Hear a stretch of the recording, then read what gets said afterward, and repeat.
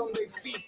Football season be the reason that I be bringing this heat. Georgia music representing 104.3.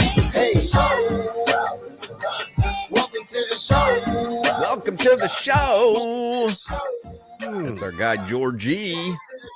What a start to the Miami Marlins season. First of all, I'll set the scene here. I'm broadcasting from home today in Boca Raton. I see Crowder is home in Davie. Are you in Davie? Where the hell do you live? Davie, the beautiful city of Davie. Beautiful city of Davie, Florida. Jimmy's in the studio, and Solana's at the Kaseya Center. You got a little Heat action tonight. Heat had one of the worst losses. I don't know if you watched any of that yesterday, Crowder. Do you know Indiana hasn't won a game since Roy Hibbert was in the starting lineup? Now, that's 2015. So that's 11 years. 1-18 going into the game, I believe. That was wild. Anyway, there's so much going on because the Marlins are 3-0, and it was a walk-off monster dong yesterday to secure the sweep. It was the Maple Masher, our guy. That's exciting. Yeah. And I want to talk about that. The Heat, it really was this brutal loss yesterday. This Indiana team that is so bad. And it's funny. I'm watching the beginning of the game, and Eric Reed comes on and he goes, "Don't let the record fool you. This is a talented Indiana team." And I'm like, oh, come on, E. Reed. What are we doing here? This team doesn't have a chance in hell to win this game. And sure as bleep. I couldn't figure out what I was watching. Here's the amazing thing, though. I cashed a ticket on the Heat yesterday. I was having a rough day. I had lost money on a Marlins parlay, and then I texted Solana. I'm like, "Hey man, anything on the Heat here? Like, I gotta make up some ground." And he goes, "Bet Heat first quarter -0.5." And I bet Heat first quarter -0.5. And they're down. Were they down 1 or 2? They were down 2 with 5 seconds. 2.4 seconds or whatever it was. Yeah, 3 seconds to go because they had actually gone up 2, and then I think. I think they may have been down 1. I think they were down 1.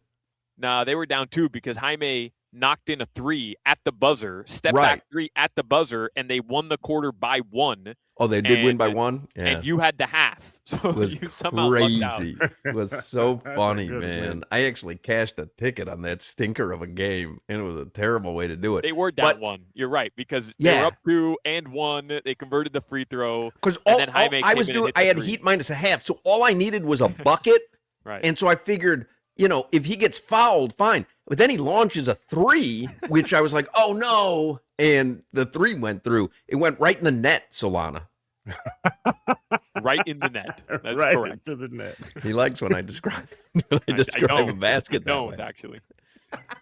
Oh, I misread it last time, I guess. So today, we have a lot to get to. Today, though, is a WQAM basketball blitz. The Celtics are coming to the Kaseya Center on Wednesday, and we're going to give away tickets every hour all the way until 6 p.m. And I'm going to do it here in the first segment because I'm feeling randy, feeling spicy. So today is a Heat ticket blitz here on the radio station and for our 4 hours. But here, with as exciting as the Marlins were since opening night, they have punched me in the gut. Or in a different location. If we were sitting at the bar, I would have said something else. You feel randy, that's why. Davison de los Santos. Now, you remember we had Jack McMullen, the radio voice of the Marlins, on with us Friday. We were at Gulfstream Park. And I said, my new Mervis is Davison de los Santos. I said, hey, when do you think he might make it to the bigs? And he was like, oh, I don't know, maybe a month or two. They'll have a need to call him up. And they call him up the next day, Saturday.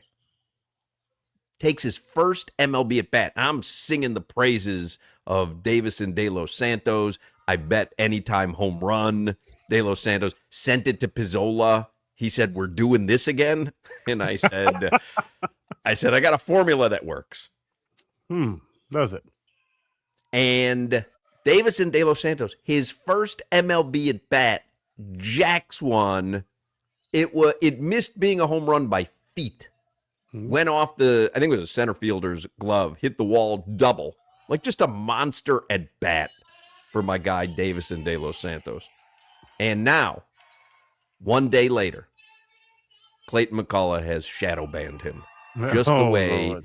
that they did Matt Mervis. This from Craig Mish. Marlins are optioning Davison De Los Santos to AAA. Makes room for recent trade acquisition Leo Jimenez. Nice cup of coffee for De Los Santos in a pinch. The club would like to see him develop more. Connor Norby should play a lot at first base until Christopher Morel returns. It's unbelievable. It's unbelievable. The shadow banned him. And I got to tell you, Skip shadow banned him on Saturday. Pinch hit for him in the 7th because, I don't know, is De Los Santos a righty or a lefty? I think he's a lefty, right? And they brought a righty in, just like they did to Mervis. Shadow banned him. It's unbelievable. Analytics. Is it? Because Yes. the guy had a big old jack off the wall. How about you attach yourself to a normal starter? That's a guy that's been in the league 10, 12 years, always on a roster. You want me to be a Let's pick that bandwagon guy? You want me to be a bandwagon guy? I mean, what are we doing here? Mervis and De Los Santos. That's right. That's right. A diamond in the rough, huh? I think I heard them on the radio broadcast. Steven Strom is going to join us today. He's the Marlins Radio Network pregame host, and you hear him on the broadcast. And then Jack McMullen, we had him on Friday. But I heard them say that his nickname is El Animal, that he has a belt buckle, Davison De Los Santos, that says El Animal on it. That's a come cool on. nickname. That's my guy, El Animal. What's that movie, The Animal? I don't like that one, but I like the Rob nickname. Schneider. That's one of the few movies I ever walked out on. Yeah, that was a bad movie. Woo! Garbage. Should have shadow banned that movie. You think he's named after Rob Schneider? We can only hope not. NFL owners meetings are going on in Phoenix right now. We'll talk about that. Also, the legendary band, the Eagles, are coming to Hard Rock Live in May. We've got a chance for you to go. We're going to give away a pair of Eagles tickets every day this week. Today, 3:20 is your chance to win. 3:20 this afternoon, we will give away a pair of tickets for the Eagles at Hard Rock Live. If you don't win, you can purchase your tickets at casino.hardrock.com or Ticketmaster, however you get your tickets. But we will give away a pair of Eagles tickets. Heat tickets every hour today. Eagles tickets every day this week. I've heard of Eagles, but I don't know what they sing. They have a famous song, though. Hotel California is probably what you're thinking of. But, I mean, they have... I'm not a huge Eagles fan. I've never seen them. It's just for whatever reason, that band has never done it for me. Well, of course, They're at you're the Sphere Hoch. right now. Oh, I didn't hear what you said, Solana. I said, of course you're not a big Eagles fan. You're Hoch. You made him do it again. I mean, come on. He's It's just not my cup of tea. They were called the Hawks. Then All about them. Oh, Jimmy says he's got the call of the walk-off home run. This is our guy, the Maple Masher. Is this the radio call or the TV call, Jimmy? This is the radio call. All right, this is Jack McMullen. Here's the radio call of the Maple Masher getting it done yesterday. I don't know if you saw the bottom of the 9th yesterday. Nice. They're down 1. Someone gets on base. Who got on base? And then there was a quick line out to first, like just, 100-mile liner ends up doubling off the Marlin. Now they're down no runners and 2 outs, and you were like, man, it was almost like feeling like they got something going in the beginning of the inning, and then the Maple Masher. Let's hear it, Jimmy. 1-0 pitch. Casey launches high in the air at the right.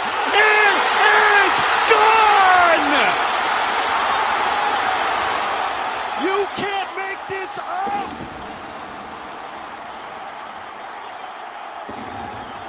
The Maple Masher secures the sweep. Would have only been better. First time since 2009, the Marlins start a year 3-0. A walk-off 2-run shot for Owen Casey. Would have only been better if it was Davison De Los Santos. But it was exciting. You've seen this Maple Masher? You've seen Owen Casey? Large human. Holy mackerel. I looked him up. We were talking about him last week. Good God. Yes. He could call him the Maple Masher because he's the size of a maple tree. It has nothing to do with Canada. He's one of those guys that I don't know if he was born from a woman's womb. I think he might have been dropped off here. I mean, honestly, yeah, he parachuted in from like an aircraft, like a cargo plane. Holy mackerel, that guy is huge. Got aliens on my mind. I was watching a lot of Unsolved Mysteries this morning. Oh yeah, I got a lot of mysteries that have no longer, still not been solved. The aliens are here. I'm locked in. That's what that stupid show does to you. Now you start to go, oh, it's got to be aliens. You never think that on Dateline because here's an end. Here's what happened. Here's the twist. You end up watching Unsolved Mysteries like, still haven't figured it out. Got to be aliens. Last night, heard a thump in the night. I go check on Chaz, see maybe he, went to the bathroom. His door's closed. Our mother-in-law has the dog. What made that noise? Aliens. Yeah, you should be on Unsolved Mysteries yourself. They landed on my roof. Speaking of great finishes, Duke. Did you guys watch that Duke UConn finish? That was crazy. Yep. Oh my God. That was great coaching on both sides. That's how a game's supposed to be against two top teams. To the last second. No, I thought it was terrible coaching by Duke and what's his name? The guy who beat out Jay Lucas for ACC Coach of the Year, John Shire. Yeah. They didn't need to be passing the ball. Right, Holding, but that's get not fouled. coaching, is it? I mean, Well, at that point in the game, I mean, if Boozer takes one dribble, the game's over. They win. He goes to the free throw line. And, I mean, you're talking about, Hoch, you're talking about a fingertip away from going into the Final Four. I mean, if he throws that ball a half inch higher than he did, it gets over the two defenders. I mean, it was just a heck of a play and just bad awareness. Like, why throw the ball in that situation? Just hold it, get wrapped up. You're going to the free throw line. And at the worst, you're up 3, and the other team has 4 seconds to go the length of the court and try to tie the game. So it was just like, I don't blame that necessarily on coaching. They had the timeout. I don't call it great coaching, though. On the UConn side, the way they trapped at the half court line and all that stuff. Yeah, But that's not like I'm not discrediting the coaching, I guess, but like I don't think that was coaching. That's just the players Coach making a hell of a play. on Wednesday and see whose side he's on. That won't be the first time that you've questioned the effect of coaching to Coach L. Okay, now, wasn't that's fine. I'm not saying that I'm not saying that the coaches don't deserve credit, but all I'm suggesting is think about it. That was a typical trap that they set. 2 guys stay back. The other 2 were on the ball. The first Boozer passed out of the trap correctly. They made the correct outlet pass to the middle of the floor, and then 2 players now have to go attack the ball to stop the ball, foul, and put them on the free throw line. Like, it was just a typical basketball play, typical passes out of a trap, and 1 player for Duke made the wrong play. Should have held on to the ball at that point because he didn't have the wide open pass, and he wasn't doing a dumb thing. He had some wide open teammates. If you see the length of the court look, I mean, literally. That's what I'm saying. Like you're a nail away from going to the Final Four. A nail. It was a fingertip. Why when who inbounded the ball? That was Big Boozer. I think Big Boozer actually was the first. I think he got it second. They passed it back to him. When they passed it back to him on the baseline, he could have held it for another 2 seconds and then just cover it up, and they're going to foul you. Now I think that was the mistake there. But yeah, UConn press him and all that. I know they can't play 2-3 zone with 8 seconds left, but give him some credit. I did see people claiming that Shire was instructing his team to kind of advance the ball. So I guess that would be bad coaching. If that would be bad coaching. Yeah, but I still think it comes down to a situation of once you find the ball on the open floor and you don't have a for sure wide open pass, I'm talking about for sure as a player at that level. Shoot, in high school, there's kids here at the Kaseya Center Middle School understanding the awareness of the situation, the clock, the score, and the gravity of the entire situation, hold on to the ball. You're going to get fouled. You're going to the free throw line. You're in double bonus. There's no reason to let go of the ball there. Like, I don't blame coaches on one side or the other. That's just the player has to know better, man. He has to. So I learned something new. I got a text from Leroy Horde. He said, isn't Kevin Love's uncle in the Eagles? Or is that a different group? No, the Beach Boys. Yeah, I didn't know that Kevin Love was related to Mike Love from the Beach Boys. Yeah. I had no idea. He's spoken openly about that, and how much he grew up kind of like obviously idolizing the Beach Boys, but being around the Beach Boys. Yeah. How about that? All right. You knew that. We've talked about that before. You knew that. I didn't know that. I really didn't know that. So we've got Eagles tickets today, 3:20. Make sure you're listening. Let me give away Heat tickets right here before we do headlines. We have Heat tickets every single hour. Heat and Celtics Wednesday at the Kaseya Center. What caller number do you want to take for these tickets, Crowder? What number's Pascal Siakam? Holy mackerel. That was like Fast Times at Ridgemont High. Jefferson. Siakam.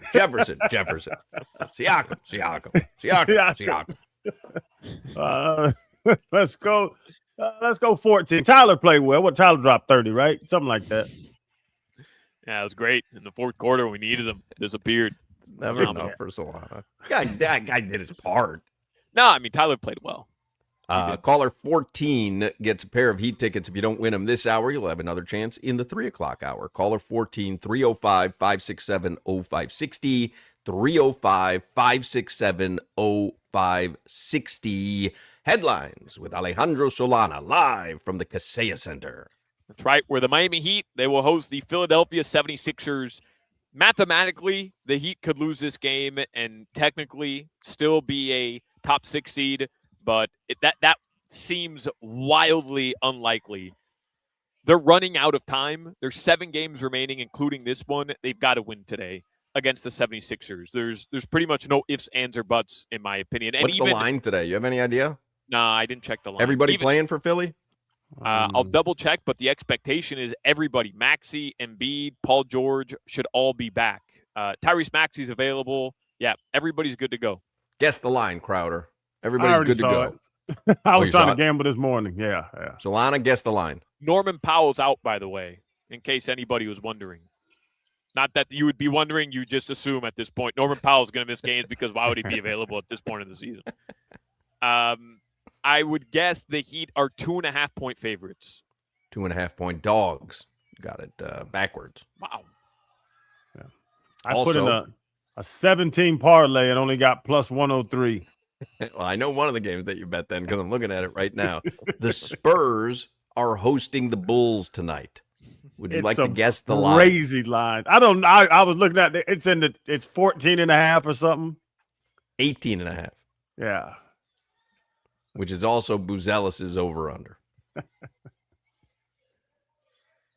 Yeah, I don't know what San Antonio's doing. My guess is they're trying to get to 60 wins.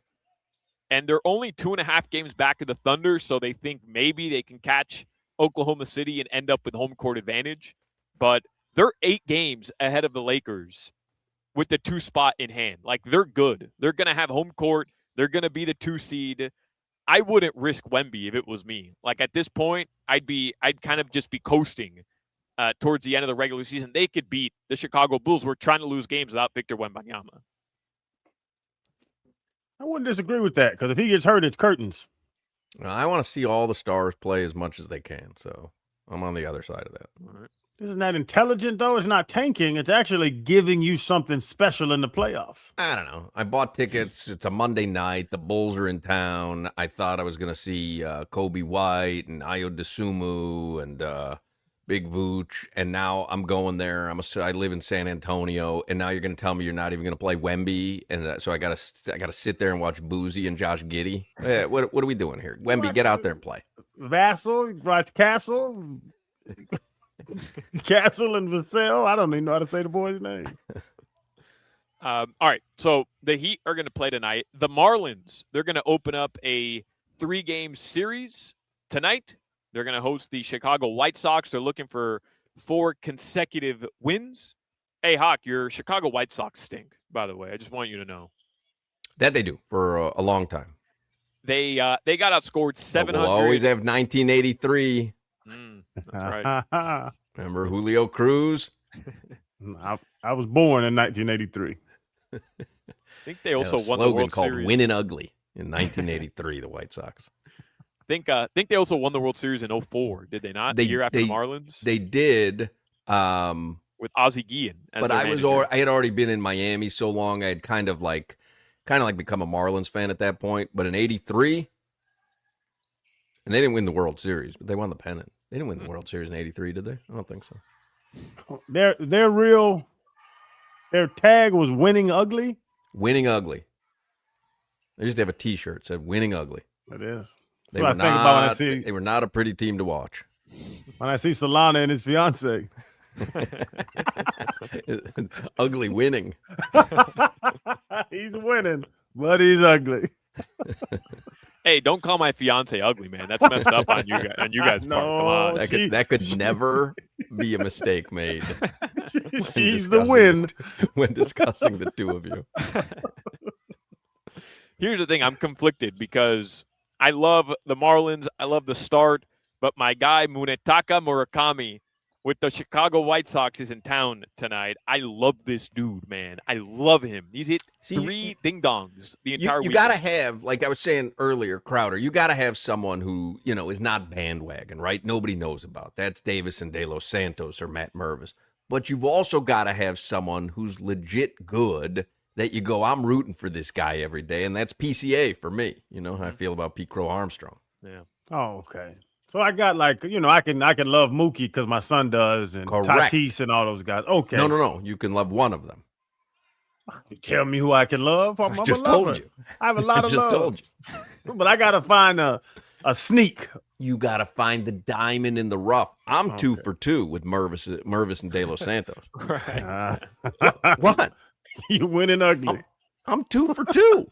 They're not even in the league. Yeah, but when they're tearing it up. I can't help it if McCullough keeps shadow banning people.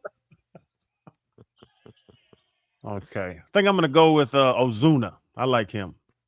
Well, he's a star. Oh, I don't get this game.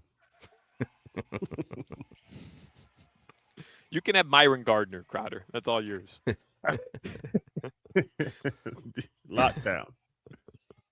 All right, the Marlins are going to play tonight. That game will be on AM 560 or sister station tonight. The Miami Heat will play tonight. As Hoch mentioned, they're 2.5-point dogs here at the Kaseya Center. They've got the 76ers in town. The Panthers, unfortunately, lost both games in regulation over the weekend. And I say unfortunately. I was just going to say unfortunately in air quotes. Right. I begrudgingly say it that way. Things are working out the way, personally, I want them to, which is the Panthers are a bottom 5 team in the NHL right now. And if they stay there, they're guaranteed to keep their top 10 protected pick, which I would love to see. And Barkey has been shut down. He's practicing with the team, but Paul Maurice, he confirmed Sasha Barkov will not return this season, and that's the right move by the Panthers. Yeah, I agree. All right, guys, your weather. In South Florida right now, it is 80 degrees, been raining on and off, so drive safely if you're outside. This weather report was brought to you by Tornado Roofing and Contracting, helping homeowners stay safe this storm season. Visit tornadoroofing.com for a free roof and window estimate. All right, Steven Strom is going to talk some Marlins with us in the next segment. Cheetah Pompano, what a great spot to watch a game or a tournament game. I mean, they got 4 stages of entertainment, the most beautiful ladies in South Florida. By the way, I played in the poker tournament, the Rodriguez Charities poker tournament for the Cheetah Charities, and that was Saturday at the casino on Cypress Creek. What's that one called? The Coconut Creek Casino. Did you hit them? So what I found was, had I wanted to, I could have remained at that table and probably taken everybody's chips. I was at table 21. But I had kind of let it be known when I sat down with everybody, because there was a bounty on me, I kind of let it be known, hey, I'm going to play aggressively. And so, you have a good chance but then my competitive juices took over. And I couldn't I couldn't knowingly stay in on hands that I knew I wasn't going to win. So now I'm scuttling cards and then I end up taking a huge pot because they think I'm all playing aggressively, but I hammer them with what I knew was a great hand, but they just think I'm playing dumb. But then I was like, you know what? I that wasn't fair for me to say, because the dealer even goes, that guy's a hustler, because he just And so then I was like, so I went in all in on a hand that I knew I wasn't going to win. Like, you have sympathy at the poker table? I did. I had sympathy at the poker crazy. table. That's why I don't belong playing poker. I really don't. I'm more interested in everybody having a good time than me winning. Yeah, I'm with you. That's why I play roulette. Anyway, Cheetah Pompano, they have the amazing complimentary gourmet lunch till 3 p.m. every day. Happy hour specials till 6. Reminder, again, you can watch the remaining tournament games at Cheetah Pompano or Cheetah Palm Beach. So you got a couple slam dunk, well, I guess 3 games left officially. It is slam dunk season, so make plans to watch the games there. Don't forget, if you're planning a bachelor party, no better place to have it than Cheetah Pompano or Cheetah Palm Beach. You can get details online or at either of the clubs. I always say every day is a great day at Cheetah Pompano Beach. Make sure you visit Cheetah Palm Beach as well. Get all the details at cheetahsofl.com. This is Hoch, Crowder, and Solana. I used to spray paint raccoons and see if they come back in my yard after I catch them. It's a great move. WQAM broadcast.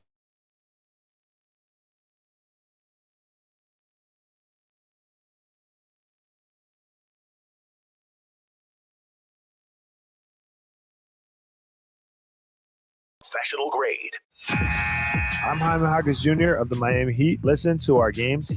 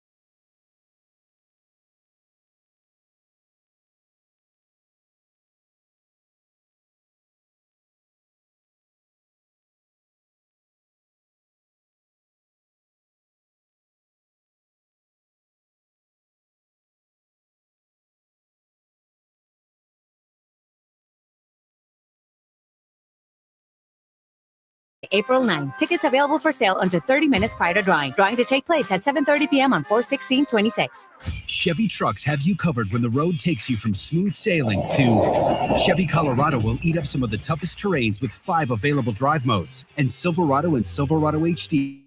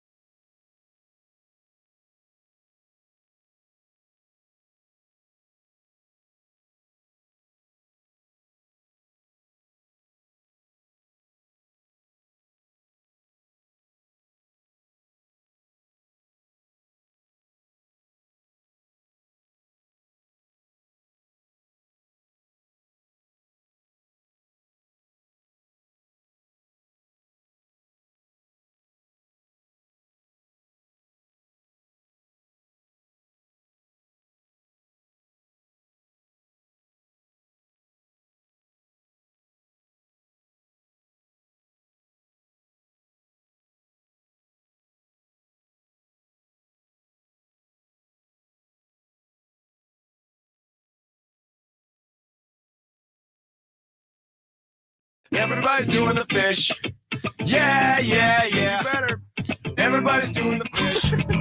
Yeah, yeah, yeah. Everybody's doing the fish. Yeah, yeah, yeah. Everybody's doing the fish. All right, Steven Strom is going to join us here on the Toyota of Hollywood hotline. He's the Marlins Radio Network pregame host right here on WQAM, by the way. And you can hear him, Marlins radio broadcast with Jack McMullen. Marlins, White Sox tonight. First pitch is 6:40. You can listen to the game on 560 AM. 560 AM.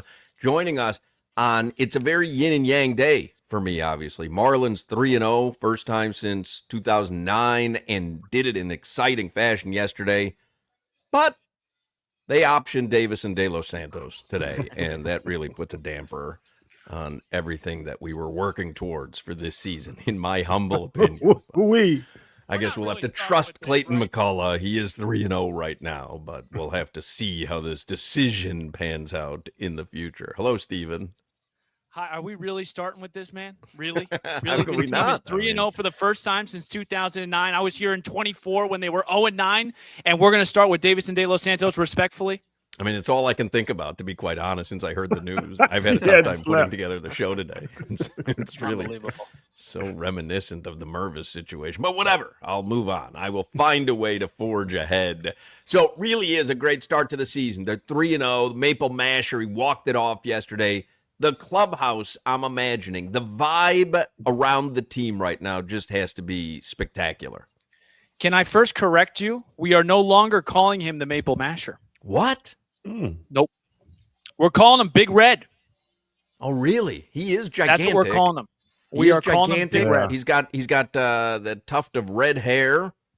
Did I hear you and Jack on the broadcast yesterday? I was listening in the car. Did you say that he's got a belt buckle that says El Animal? That is not Owen Casey. That was your guy. Oh, but, I mean, that was Davis and De Los Santos. Yeah. Sure. I mean, honestly, you could probably wear that today. Yeah, easily to confuse the two. Also, vibes Canada. are amazing, man. I mean, it's I think the big question coming into this year was, can the blueprint of last year of the fighting fish, coming back, never stay die mentality, can that be converted into the next year? And I think a lot of people think no. Like, every season has its own identity. You kind of, as the season goes on, you figure out who you are. And one of the big questions, especially with a younger team, is like, who are we? How are we going to win? What is it going to look like? And the Marlins found that the first day of opening day last year when Kyle Stowers walked it off, and then they carried that, throughout the entire year to 79 wins.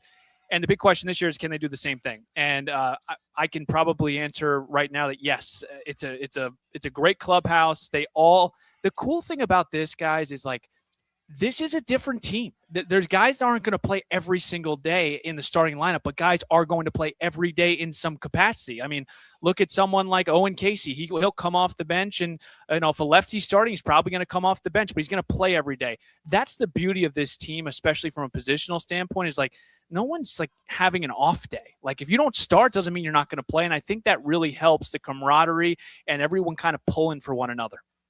Is Big Red like the redwood tree or the gum? The gum. If you grew up in Chicago like I did, it could be the soda. You ever had Big Red soda, Crowder?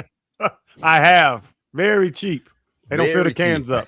There's always sugar a water. 2-liter bottle of Big Red in the Hochman fridge. I'll tell you that, right?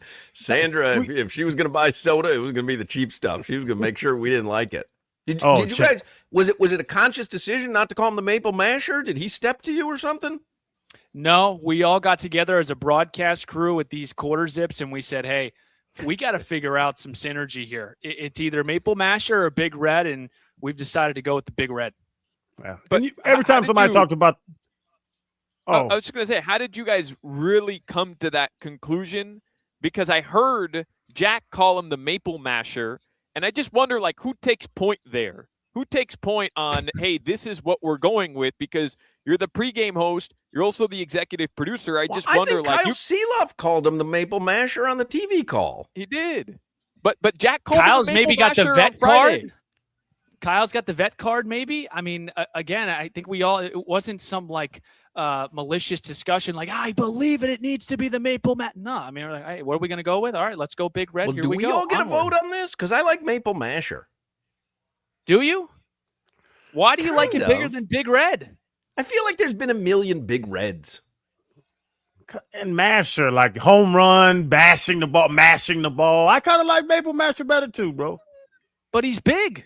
He's huge. Maple Masher doesn't necessarily mean that you're a big guy. Like, you got to capture. Owen Case, a big dude, 6'4", looks like he played linebacker. He looks like a walking maple tree to me. Like Maple Masher works for me. I mean, the Cincinnati Reds were the Big Red machine. Now, what are we doing here, Strom? It doesn't matter. The guy's 5 for 10 with a home run and 4 RBIs and walked it off. This call matters it whatever to me you more want, than anything, okay? to be quite honest. He's in. Yeah, who cares what we call him? Just keep hitting and keep winning, and who cares? You know what I'm saying? No one cares when you win. Everything's great.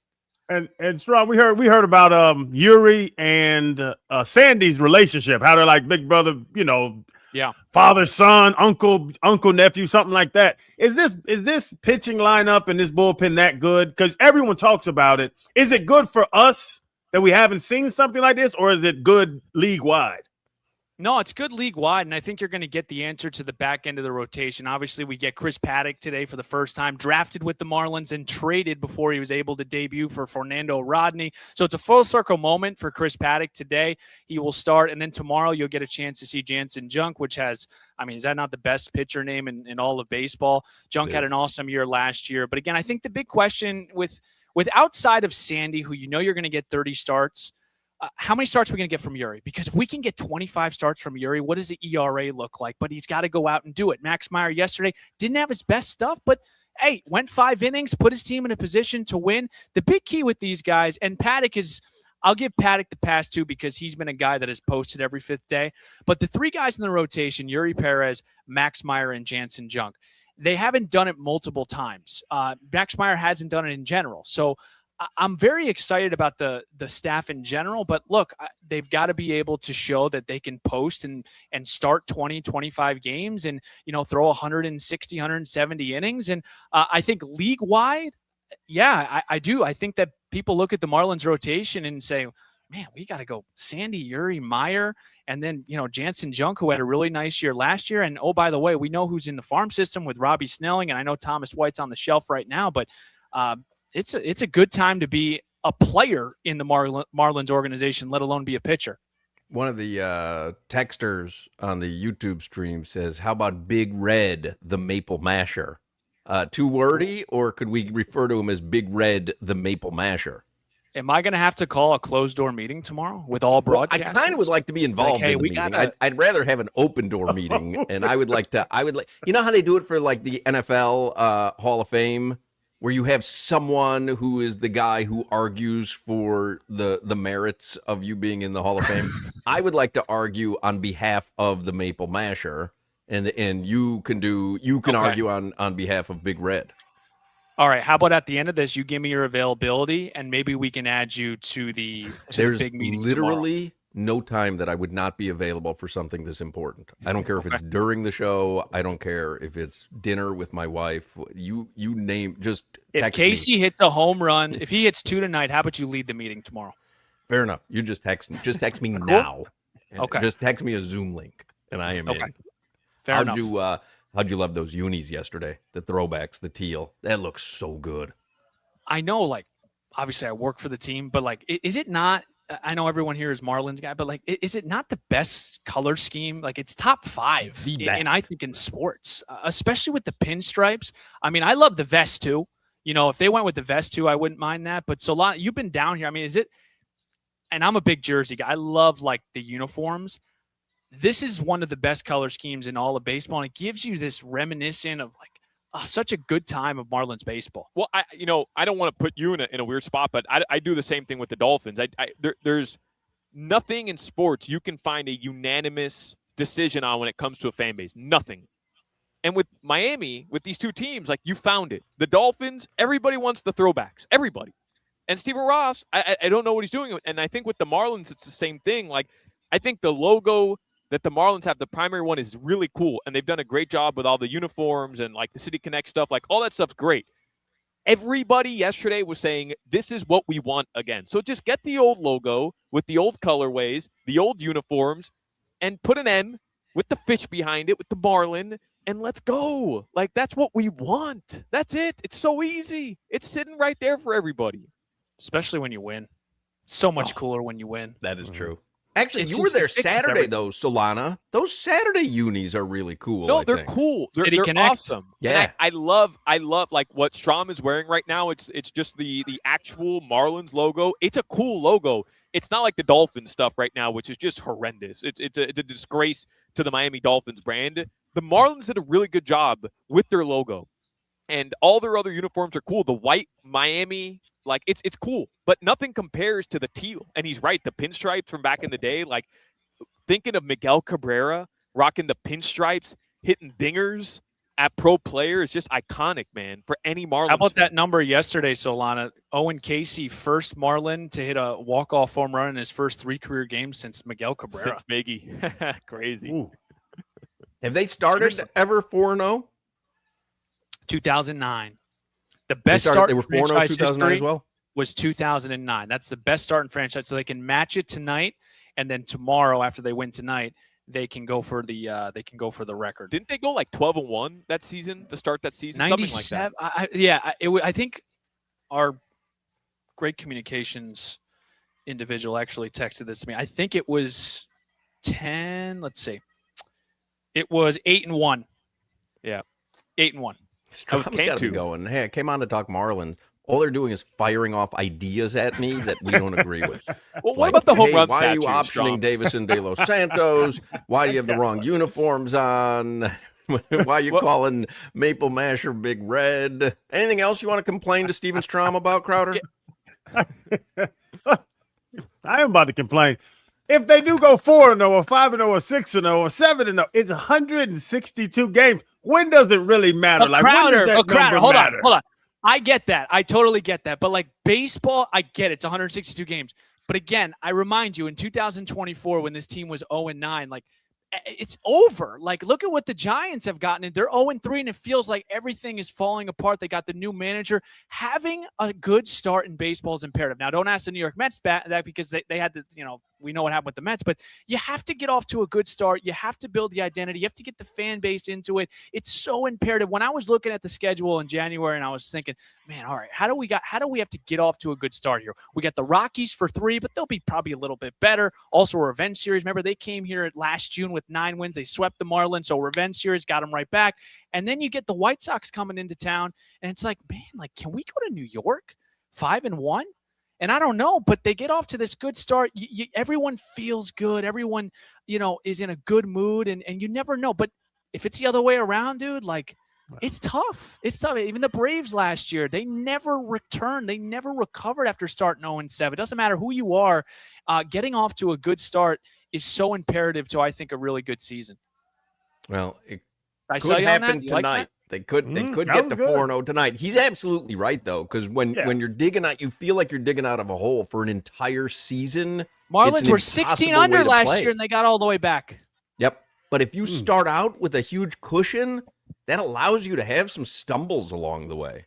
So I'll tell you what, first 3 games have been fun, Steven, like really fun. Yesterday was, it was exciting. Like that was as exciting as it gets. Like it was so cool. And I think everyone, when I forget who got doubled off first, and it was such a hard line drive. Xavier Edwards at first, Liam Hicks laces what you think is going to play to X, and you get the double play, and you're like, you know what? All right, you know what? We won the first 2. And then something. That's why baseball, I don't know. I know I only got a minute here, so that's why I just love baseball, man. You never know. Well, Steven Strom tonight, along with Jack McMullen, Marlins Radio Network. You can hear Marlins and White Sox on 5:60 a.m. First pitch is 6:40 from Lone Depot Park in Little Havana tonight. But you can listen to the game, Marlins Radio Network, right here, 5:60 a.m. Have a good broadcast tonight, Steven. Thanks, guys. Thank you very much for having me, man. Go Fish. There we go. Go Fish. I'm down with that. Steven Strom from the Marlins Radio Network. Let's take a break. We'll take a break. We'll come back with more Hochman, Crowder, and Solana. You're listening to the Hoch, Crowder, and Solana Show. Baseball.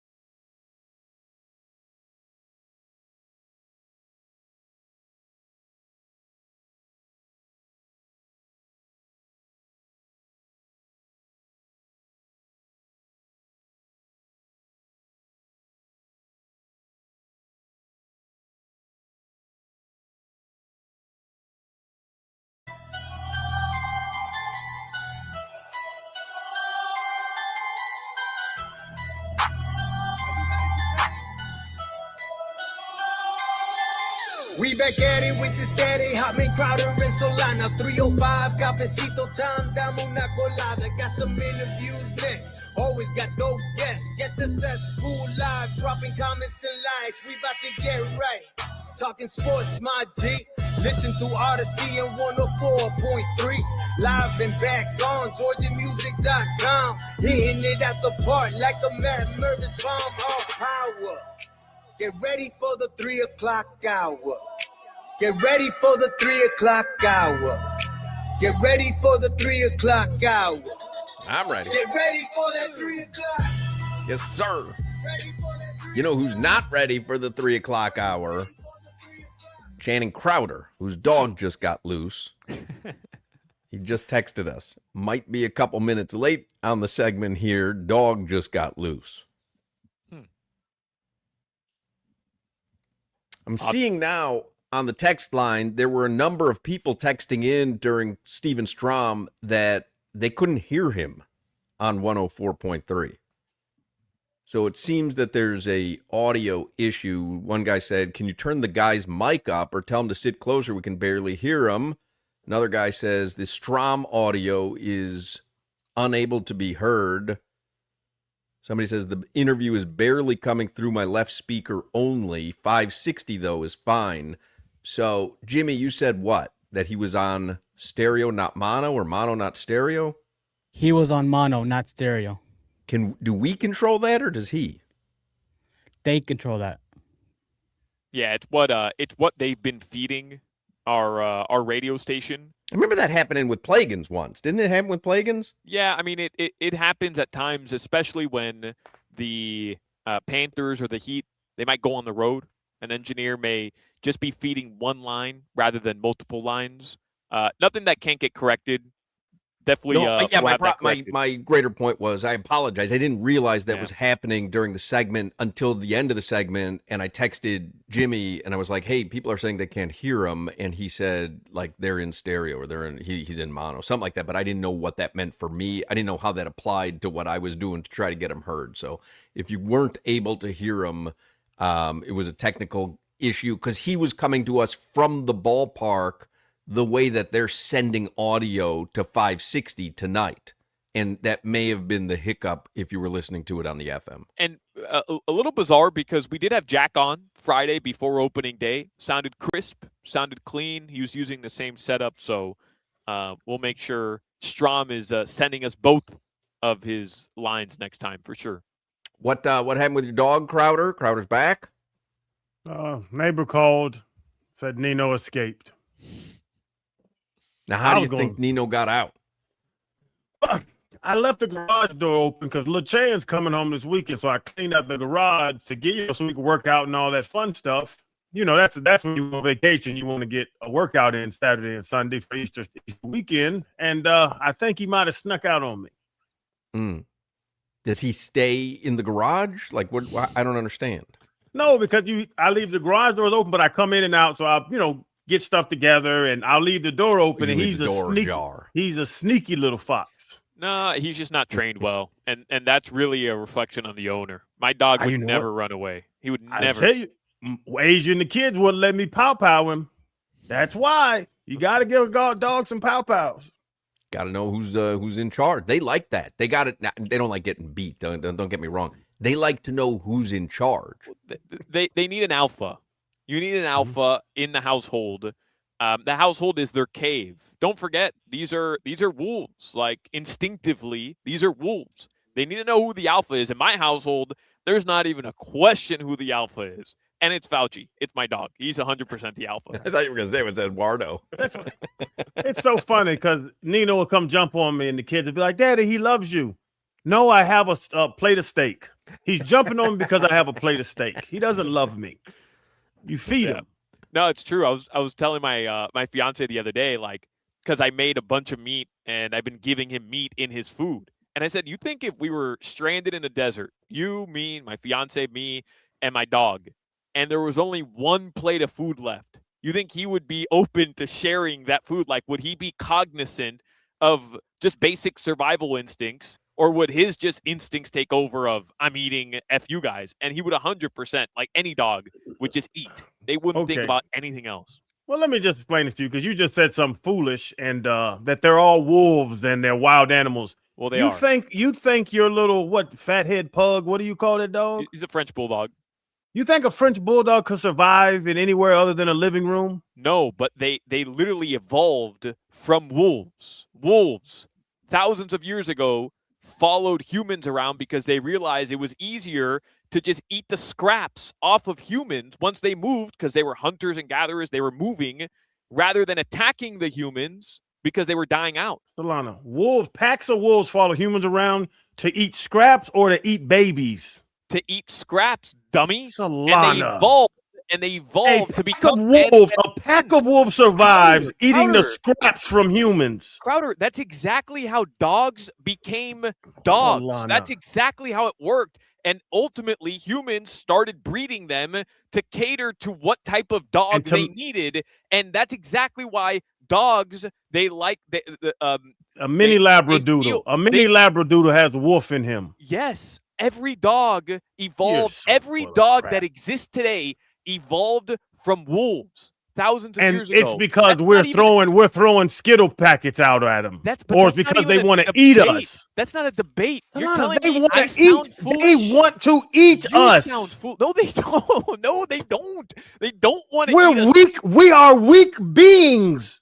They have to chase a deer that goes 30 miles per hour, or go chase after rabbits, or chase after things that can climb. We're just goofy people blundering around on the ground. No. We're not throwing scraps at them. They want to eat us as humans. They want to devour our flesh. You could not be so wrong and loud wrong. Gracious. They followed us because we were the alphas. We were the ones with spears that were killing animals and leaving carcasses, and they could come in and eat the scraps, which is why wolves stopped attacking humans for the most part. There was obviously that's not like a blanket statement, but let's go out to Colorado. Let's go out there and we'll just see if they follow us around to get us to throw them a little scrap of steak. I'm not saying wolves aren't going to attack humans, you dummy.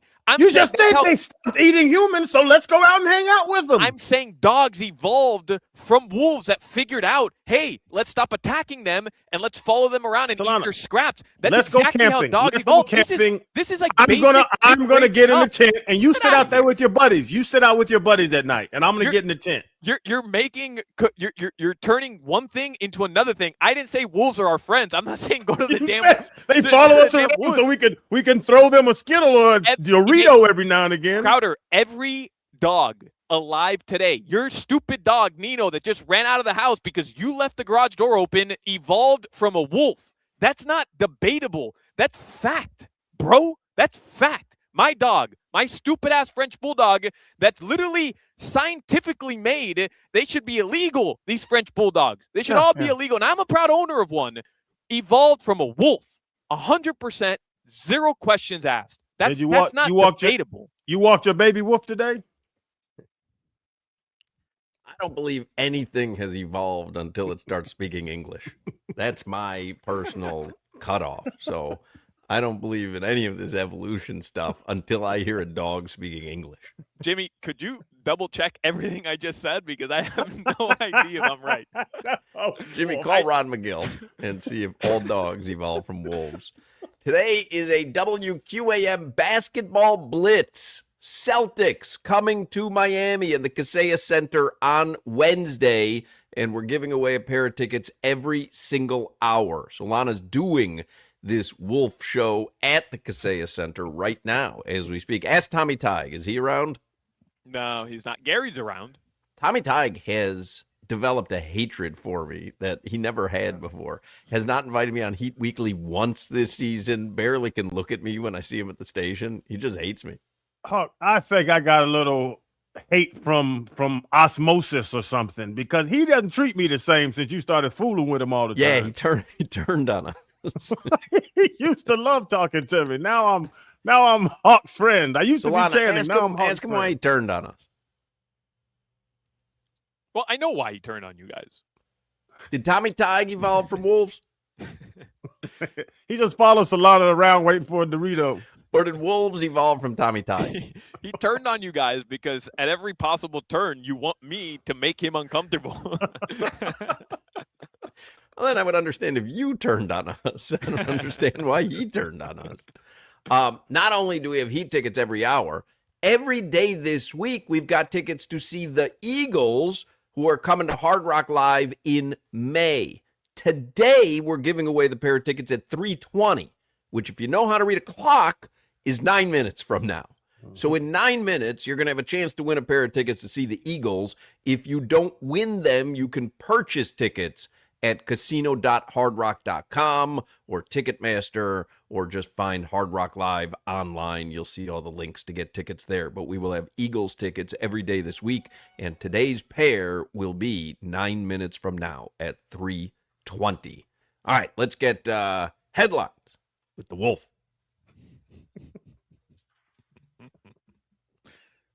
Just do a little bit of research. If you guys are interested, you guys can go ahead and read it. I stated my case. I was right once again, just like I was right about Tiger Woods.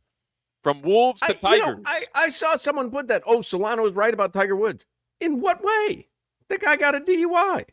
I told you. What he's not in any state. He's not in any state to be playing at the highest level of golf at the most important. Because he got a DUI? Major. Come on, Yeah. man. Yeah, I don't buy that. Like, if he goes out there and plays and doesn't make the cut and shoots 12 over in the first round and 18 over in the second round, I'm with you.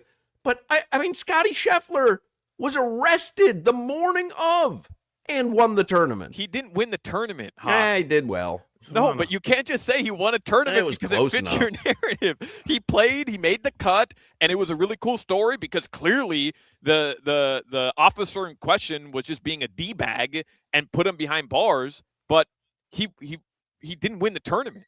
So he wasn't arrested and won the tournament. An athlete getting arrested means he can't do his job anymore? Because Right. I have a list it's of a them. crazy leap to make. No, it's not a crazy leap to make. It is. By him getting arrested for DUI does not prove your point right that he shouldn't play in the Masters this year. They're so separate. Well, it does prove my point that he's not going to win the Masters this year or compete for the Masters this year because he's not playing in the Masters this year. I still stand by that take. But you're right. It doesn't prove. He could get anybody DUI could get a DUI. An NBA player could get a DUI because they made one dumb decision. It doesn't take away their athletic abilities. You're right. I wouldn't equate the two. But I do think there's a deeper conversation why Tiger is getting a DUI.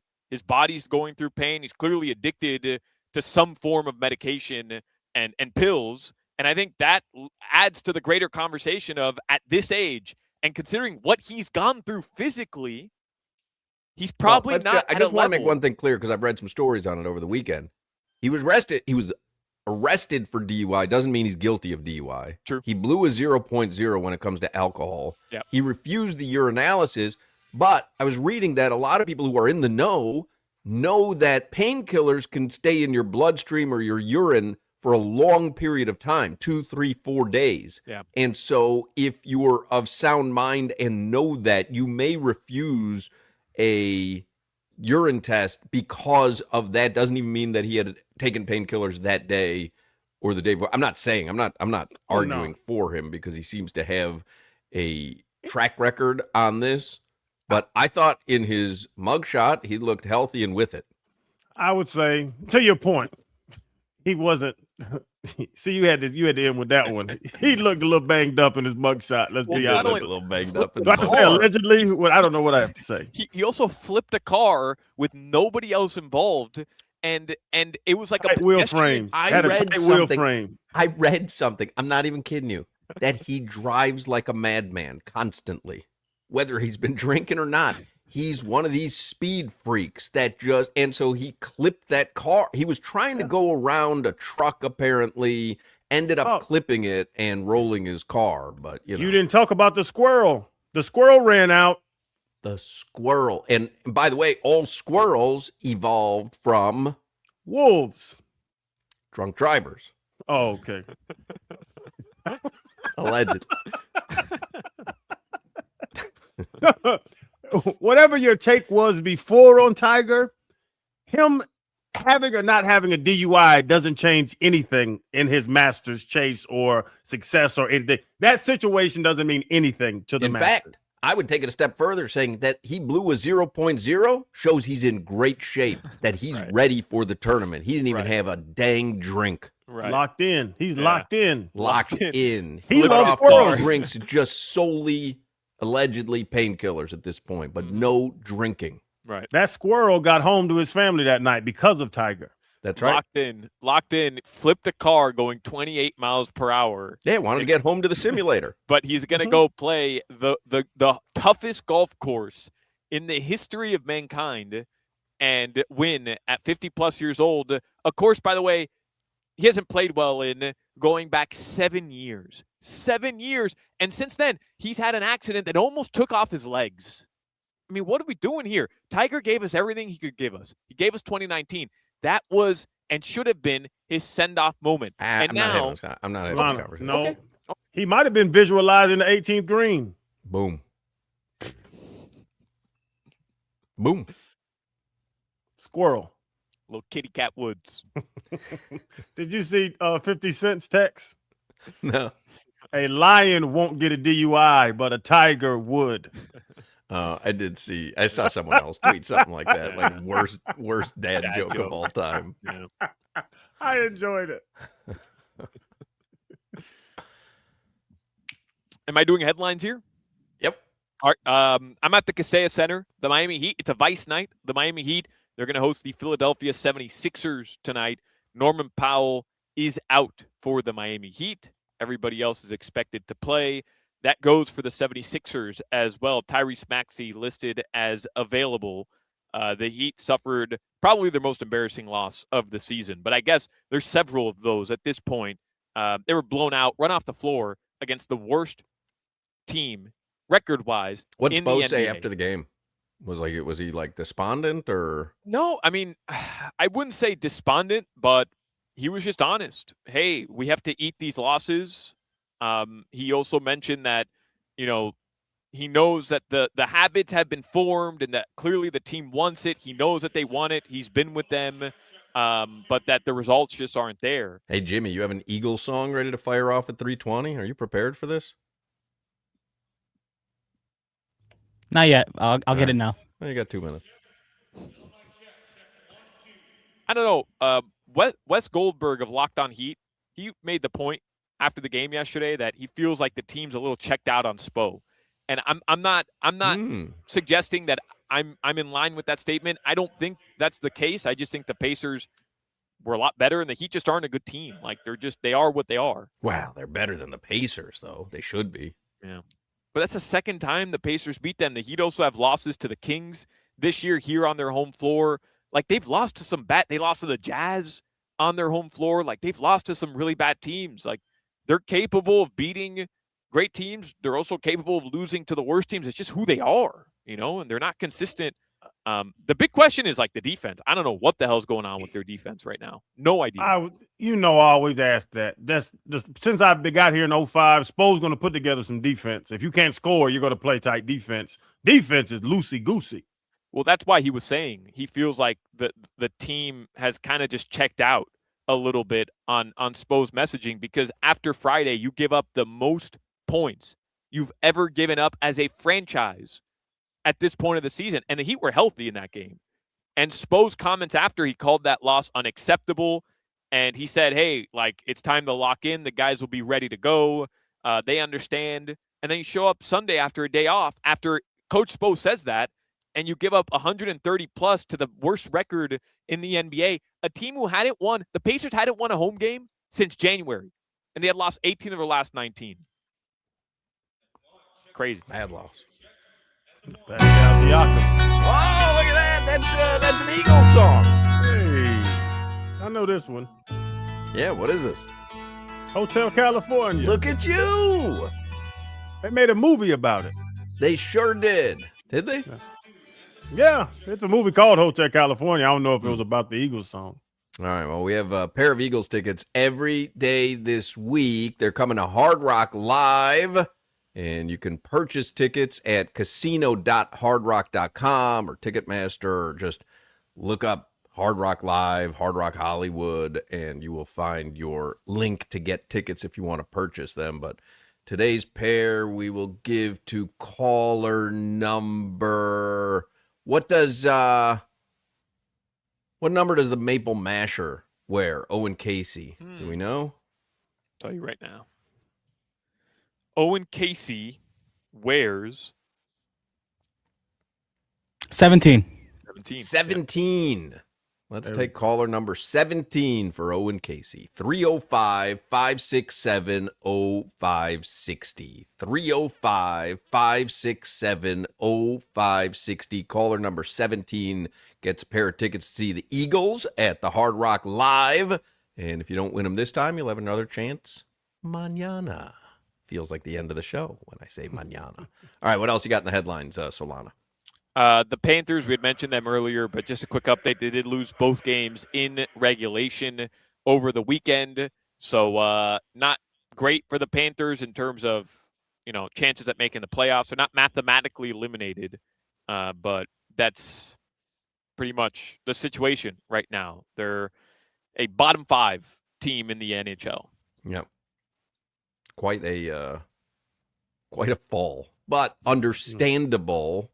If you're the Chicago Bulls after 3 in a row or 2 in a row, and then the next season you're missing Michael Jordan and Scottie Pippen for half the season and Dennis Rodman every 4th game, of course you're not going to look like the same team. All the coaching and whatever you want to say, facilities, you got to have players, and our players have been out a large amount of time. Yeah. Did you guys see that 12 tons of Kit Kats were stolen from a truck in Europe? You guys see this story? I did. Yeah. Where'd they put them? People were afraid that Kit Kats were going to be in short supply for Easter baskets. You got to have a bunch of chocolate in your Easter baskets, but Kit Kat has come out and said, no, this won't affect long-term supply. But that was my thought, Crowder, is that's not like stealing a pallet. Like that, I feel like that's like stealing like 4 cargo holds worth. Could they drive it to the port? Like, what do you Put do it on with a it? boat? How many spots could you have at the swap shop? That's a lot of Kit Kat. A total of 413,793 Kit Kat bars were stolen. I can't confirm this, but I did read some reports that Dominic Toretto is suspect number 1. I don't know who stole it, but that's going to outcome of that is going to be diabetes. I mean, it's crazy. Wherever you go that's selling Kit Kats for 10 cents. Hey, police. I mean, this one seems pretty easy to figure out, no?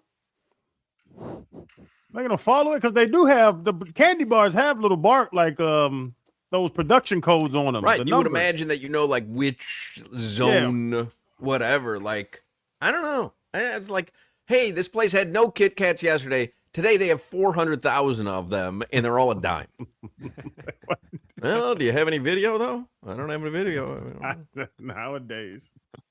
Yeah, I did read that each Kit Kat bar, individual Kit Kat bar is traceable using the on-pack batch number. Mm-hmm. So Kit Kat is asking anyone who finds a match to alert the company. That would be interesting, but I mean, how if you're I would imagine in order to pull off a heist like this, you have to be somewhat organized, some sort of professional. Yeah. This isn't like stumbling upon a box of Kit Kats. This is planned in advance. How do you decide? Like they stole from the Louvre a year ago, remember? And that was like a sophisticated thing. How do they decide? Possible that they thought this trailer truck was filled with something else, that they had gotten faulty info. Hey, the PlayStations are in trailer number 5. And then you get it home and you open it up and it's all Kit Kats. I was right there. I've watched Italian Job. I've seen Ocean's 8. Right. There's no way you get everyone together, the crew together to fly in for the Kit Kat heist. Like imagine that meeting. Or they pull out the folder, the manila folder, he hands it out to everybody, and it's Kit Kat bars. And also, like, what do you do with that? We're going to break these Kit Kat down 8 ways. 8 ways. On my Kit Kats. All right, guys. The Marlins do play tonight against the Chicago White Sox, and, of course, Heat basketball. Heat you can listen to on FM 104.3. Marlins will be on our sister station, AM 560. Your weather right now in South Florida, it is 78 degrees, still a little bit rainy. Tonight, the lows will be in the mid to low 70s. That weather report is brought to you by Tornado Roofing and Contracting, helping keep your home and family safe when the storm rolls in. Visit tornadoroofing.com for your free roof and window estimate. Everyone is invited to the Hard Rock Bet Party. It doesn't matter who you are. Your name is on the list. Sign up today. Double your winnings on your first 10 bets, maximum $50. So you can double your winnings on your first 10 bets. So if you would have won, say, $100 on a bet, make it 200. Just download the Hard Rock Bet app, make your first deposit, get the party started today. On Hard Rock Bet, the double your winnings welcome offer is just the tip-off, as we are now at the round of 4 and the championship. It's time to step up your game with daily dancing boosts featuring a live profit boost and a parlay profit boost for the biggest games of the college season. So when the lights are brightest, shoot your shot with boosted odds on Hard Rock Bet. Of course, we know baseball is back, and Hard Rock Bet is the best place to get in on every pitch, strikeout, and home run, all in the palm of your hand. And if you don't want to sweat out 9 innings, try betting on whether there will be a run in the first inning. No run first inning, nerfy. Yes, run first inning, your fee. Step up to the plate today because who knows, you just might go yard. And if you're late to place your bets, don't worry. Hard Rock Bet has live betting for practically any sport at any game at any time. And plus, for select games, you'll even be able to watch the action through their in-app live streams. It all starts with you downloading the Hard Rock Bet app right now. Offered by the Seminole Tribe of Florida. Must be 21 plus and physically present in Florida to wager. Terms and conditions apply. Concerned about your gambling? Call or text 1-833-PLAY-WISE. This is Hoch, Crowder, and Solana. I have this fantasy, I've had this for years, of becoming obese and bedridden and just watching TV all day and having people bring me food.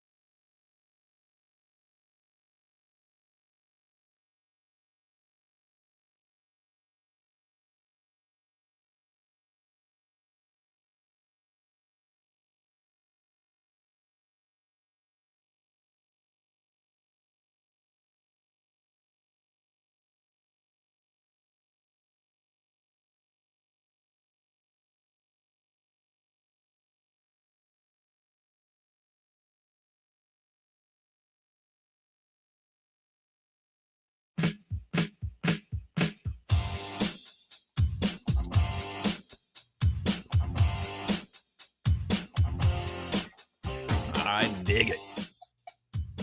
My guy Tone Loke to welcome us in. We're going to do a little Who Got Funky this segment. First, though, few things. Congratulations to Jonathan in Boca. He was the winner of the Eagles tickets.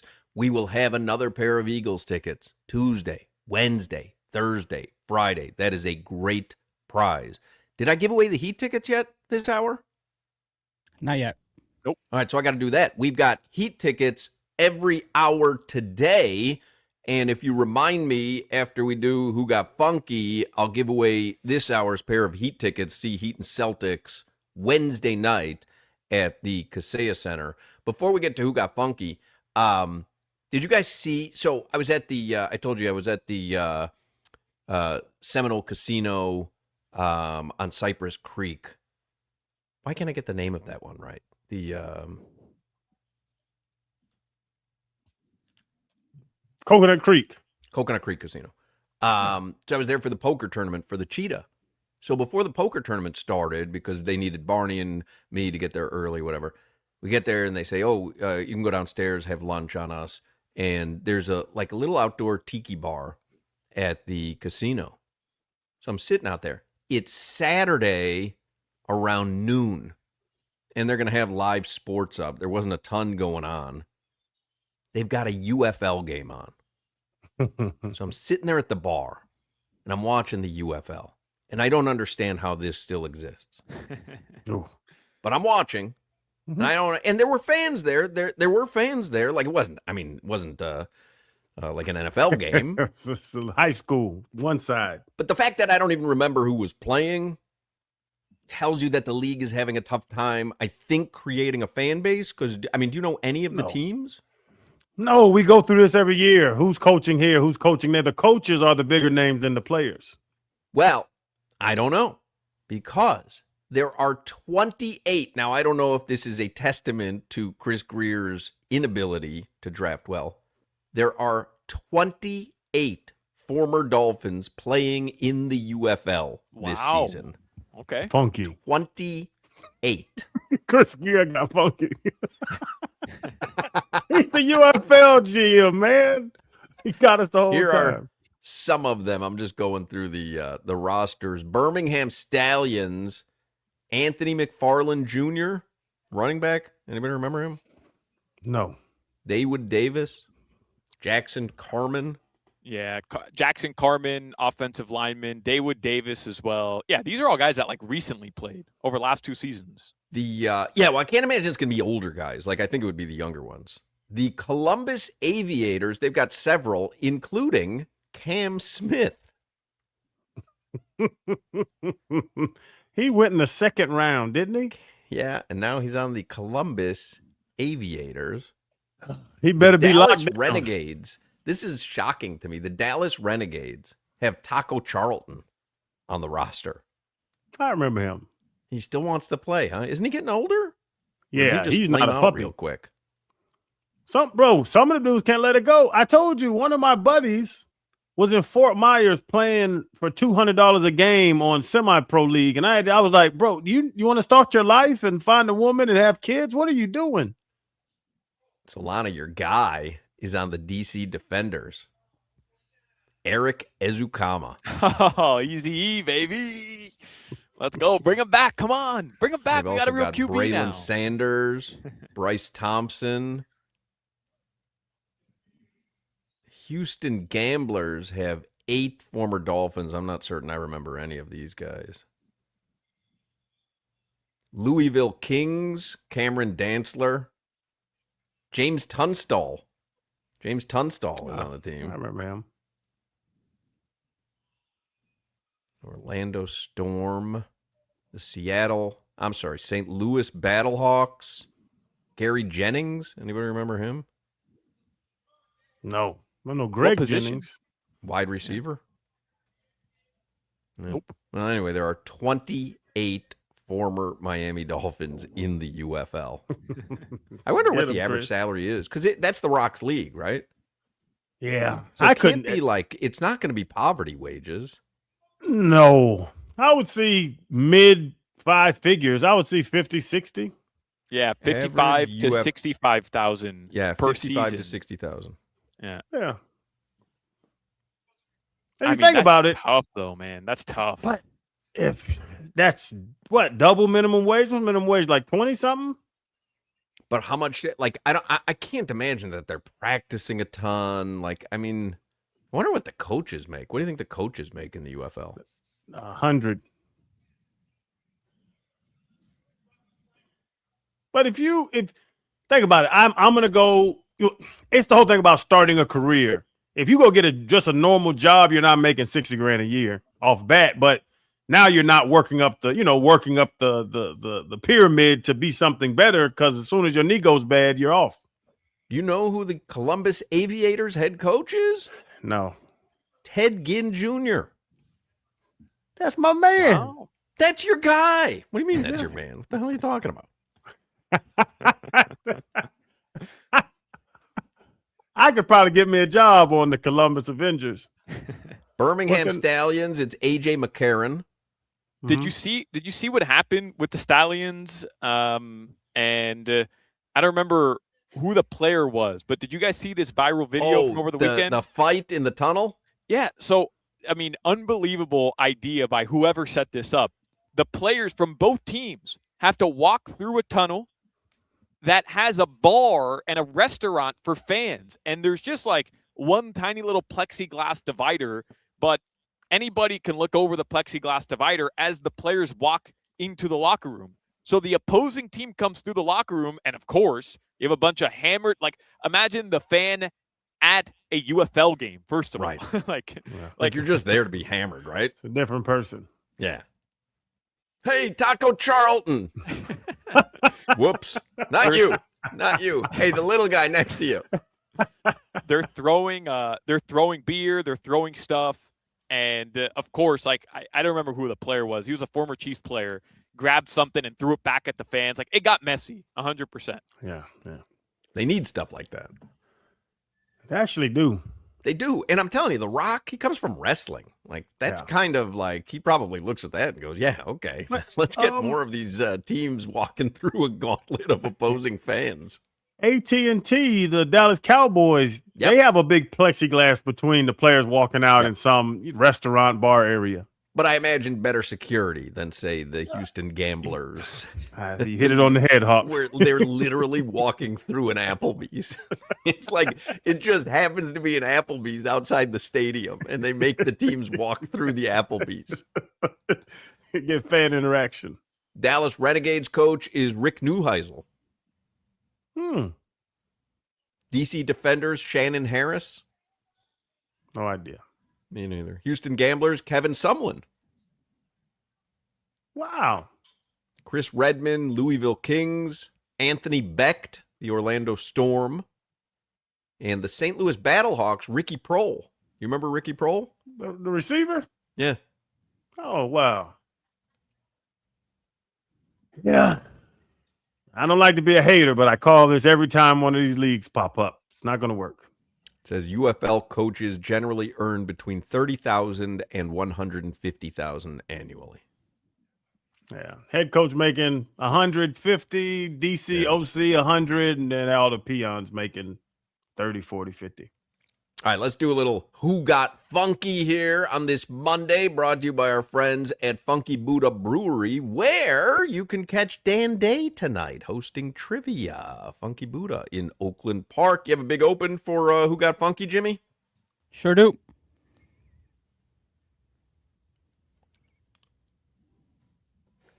Right now? Right now what? The intro? Yeah, go ahead, play that. Okay. Yo, E, what you want to do now, man? Yo, whatever it is, it's just got to be funky. Funky, funky, funky. I can't get enough of that funky stuff. You know it's funky, funky, funky, because you heard it from here. See.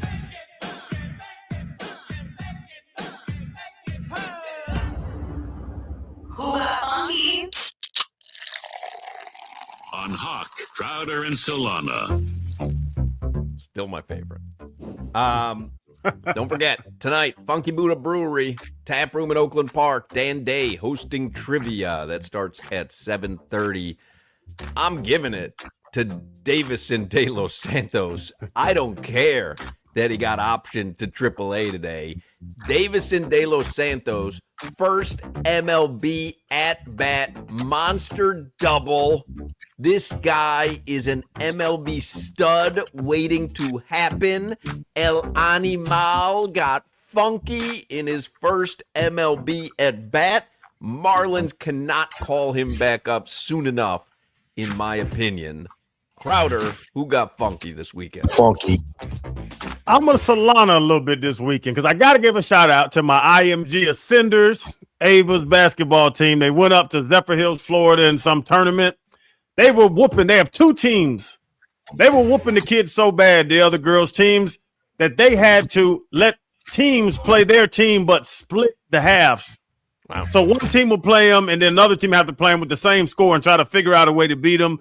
So they were the number one and number two team by far. All my homegirls there, all Ava's teammates. Give them a shout out. But who got funky is Dawn Staley. Did you see her comments? She went on a small rant, and I love Dawn Staley. She's one of my favorite coaches ever. She went on a rant. She said, overprotected kids become unprepared adults. Hard is a lesson.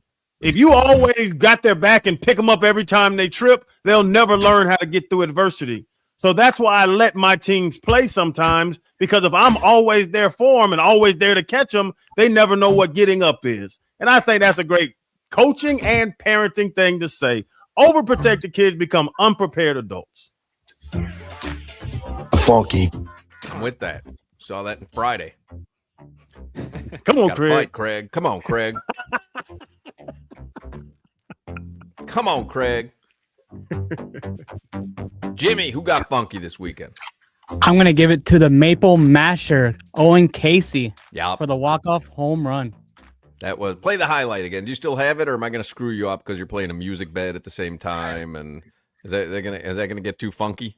Oh, give me a second. Nah, don't worry about it. It's all right. You know what? I regretted it the moment that I said it. The moment that I said it, I regretted that. Solana, just one, please. Who got funky? Hoch, I only have one. I promise you, because this is such an important topic to me. I've been very upset with Major League Baseball, with several teams who are ruining our pastime by claiming they have a 9-beer, 9 hot dog, 9-inning challenge. And in the meantime, they're selling you a $60 little box with like 4 sausages cut into halves and 1 beer, 1 tall boy for you to pretend like you're doing the 9-beer and 9-inning, 9 glizzy challenge. Well, the Amarillo Sod Poodles, which is a minor league team, the 2023 Texas League champions, or the AA affiliate of the Diamondbacks, By the way, said, you guys are aware that Sod Poodles evolved from DUI. Wolves? Yeah. Squirrels. I don't think we got this like locked the in sweat yet, hogs. fellas. It's really, I know how Gabe Cotter felt. This is like teaching the sweat hogs. They put out a message, and they said, yesterday we were shown imagery on social media of several MLB teams selling a prepackaged 999 challenge. Please slide for further details. This is not what our forefathers would have wanted, the Sod Poodles announced. But thanks to our new Saudi value meal deals, you can do the 999 challenge any day of the week for $90, full-size brews, full-size glizzies, and 9 innings at a ballpark. They brought greatness back to the game. Thank you to the Sod Poodles. They got funky. They're not selling you some BS. Where are they again? What city? Amarillo. Amarillo. You know where that is? No idea. Texas. You don't know where Amarillo is? Texas. Oh, yeah. You do know where it is. That's a deal, though. That's a glizzy and a full beer for $10. Oh no! I mean, I'll pay $90, $100, $150 for the real experience. Don't sell me Vienna sausages and 1 tall boy for $70 and make me pretend like I'm doing the 999 challenge. Like, we're either fully committed to the bit or we're not. All right. I'm with it. Who got funky from our friends at Funky Buddha Brewery? Let me give away these Heat tickets. We have Heat tickets every hour. What caller number do you want to take? What number does Davison De Los Santos wear? Anybody know? I feel like it's in the 60s. Jimmy, he's circuiting again. Anybody know? I got a text from the ticket wizard, Gabe Cotter, with an exclamation point. Yeah, that joke, the Sweat Hogs joke, was specifically for the ticket wizard and Jay Keller 5. I didn't think any of you guys were going to get the Sweat Hogs. I did not. What's a sod puppy? I have no idea. A sod poodle? What is that? A sod poodle is the mascot of the Amarillo team. A sod poodle is a colloquial term for a prairie dog. Oh, I like prairie dogs. You know what a prairie dog is, dude. Anybody know what a prairie dog is? I have a pretty good idea. Yeah. And meerkats. I like meerkats. Those things are interesting looking. Yeah. And lemurs. I like those little weird animals. They're fun. I'm looking at the sod poodles. Kind of look like a lemur. I haven't told you the story about my dad and the lemurs. Mm-mm. Well, save it for 4 o'clock. I'm out of time. At the top of the hour, you will get a Randy Crowder lemur story. I'm writing this down with my Sharpie. Randy Crowder lemur. Imagine I have a heart attack and die during this commercial break, and Lori's trying to figure out why I wrote that as my final message. And for the rest of her life, she's unable to figure out what final message I was trying to send her. I'll make up something good when she calls me. How about we take caller 3 since the Marlins are 3-0? Although these are Heat tickets. Should we No. Well, one call. I'm down. Want to take caller 9 for where the Heat are going to end up in the standings? All right. Caller 9, 305-567-0560, 305-567-0560. Caller number 9 gets the Heat Celtics tickets for Wednesday night at the Kaseya Center. Caller number 9, you have another chance next hour to win another pair of Heat tickets. 4 o'clock hour is coming up. You guys know the playoff push is heating up. Tournament hoops are here, and there's really no better way to cash in. High-flying hoops action that's going on right now with Prize Picks, where it's always good, and it always feels good to be right. Every bucket, every dime, every win means more when you're playing on Prize Picks. You don't want to pass up your next shot. I've been telling you guys about Prize Picks now for the past month, and my offer is still on the table. You get $50 instantly in lineups.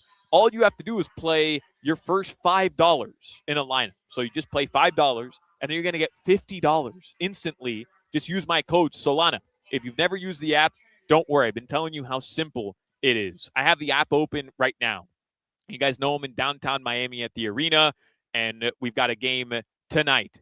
Bam Adebayo, rebounds are set at 10. So I'm going to pick more or less on rebounds I think Bam is going to get. Paul George, 18.5 points. You're either going to pick more or less on points that you think Paul George is going to get. Joel Embiid, more or less, 28 points. I mean, that's how simple it is. You're picking more or less on 2 to 6 player stat projections. You get your picks right, you can cash in. Just set a lineup. Bam Adebayo, more, 10 rebounds. Joel Embiid, less, 28 points. Paul George, less, 18.5 points. Tyler Hero, more, 23.5 points. There you go. Those are my 4 players, and that's my lineup. There's also a brand new feature on Prize Picks, early payouts. If your player gets off to a hot start, you get the option now to cash out those winnings before the game even finishes. And the best part, you can pick from all your favorite sports: basketball, baseball, hockey, UFC, soccer, college basketball, tennis, golf, esports, and many more. So join me and millions of users. Download the Prize Picks app today. Use my code Solana, SOLANA. Get $50 in lineups after you play your first $5 lineup. That's code Solana to get $50 in lineups. You must be present in certain states. Visit prizepicks.com for details. Prize Picks, it's good to be right. You're listening to the Hoch, Crowder, and Solana Show. You guys see new Mozart is dropping soon? He's dead. WQAM broadcasting live from the Ed Moore Sawgrass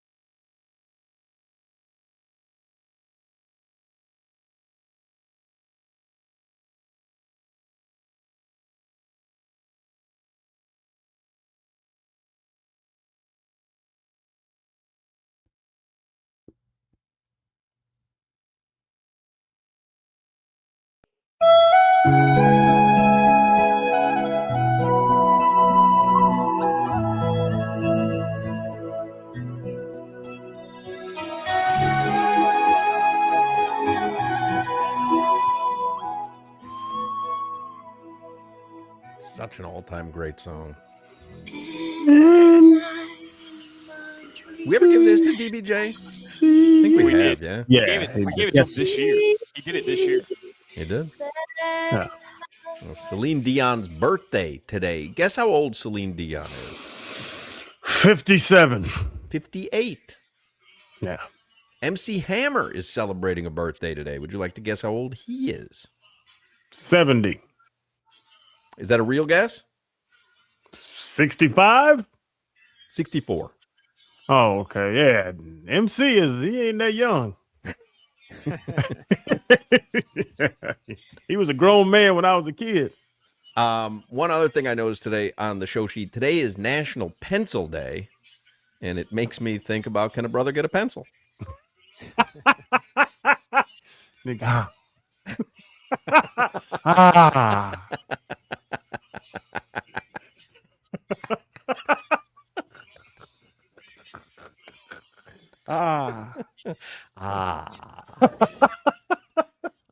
Stock market report is sponsored by Anajar and Levine Accident Attorneys. Call 1-800-747-FREE, 1-800-747-3733. Mixed day, Dow Jones up 49 points, which is about 0.1%. S&P 500 down 25 points. NASDAQ down 153 points. Sorry to be the bearer of bad news.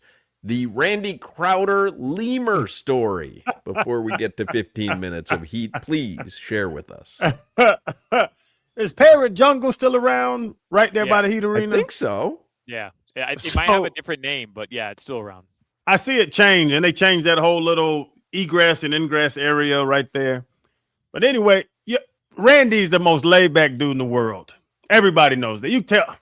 You could tell Randy Crowder, I'm taking you to a satanic breakfast. I enrolled you in a slap fight, and we're going to a KKK dinner.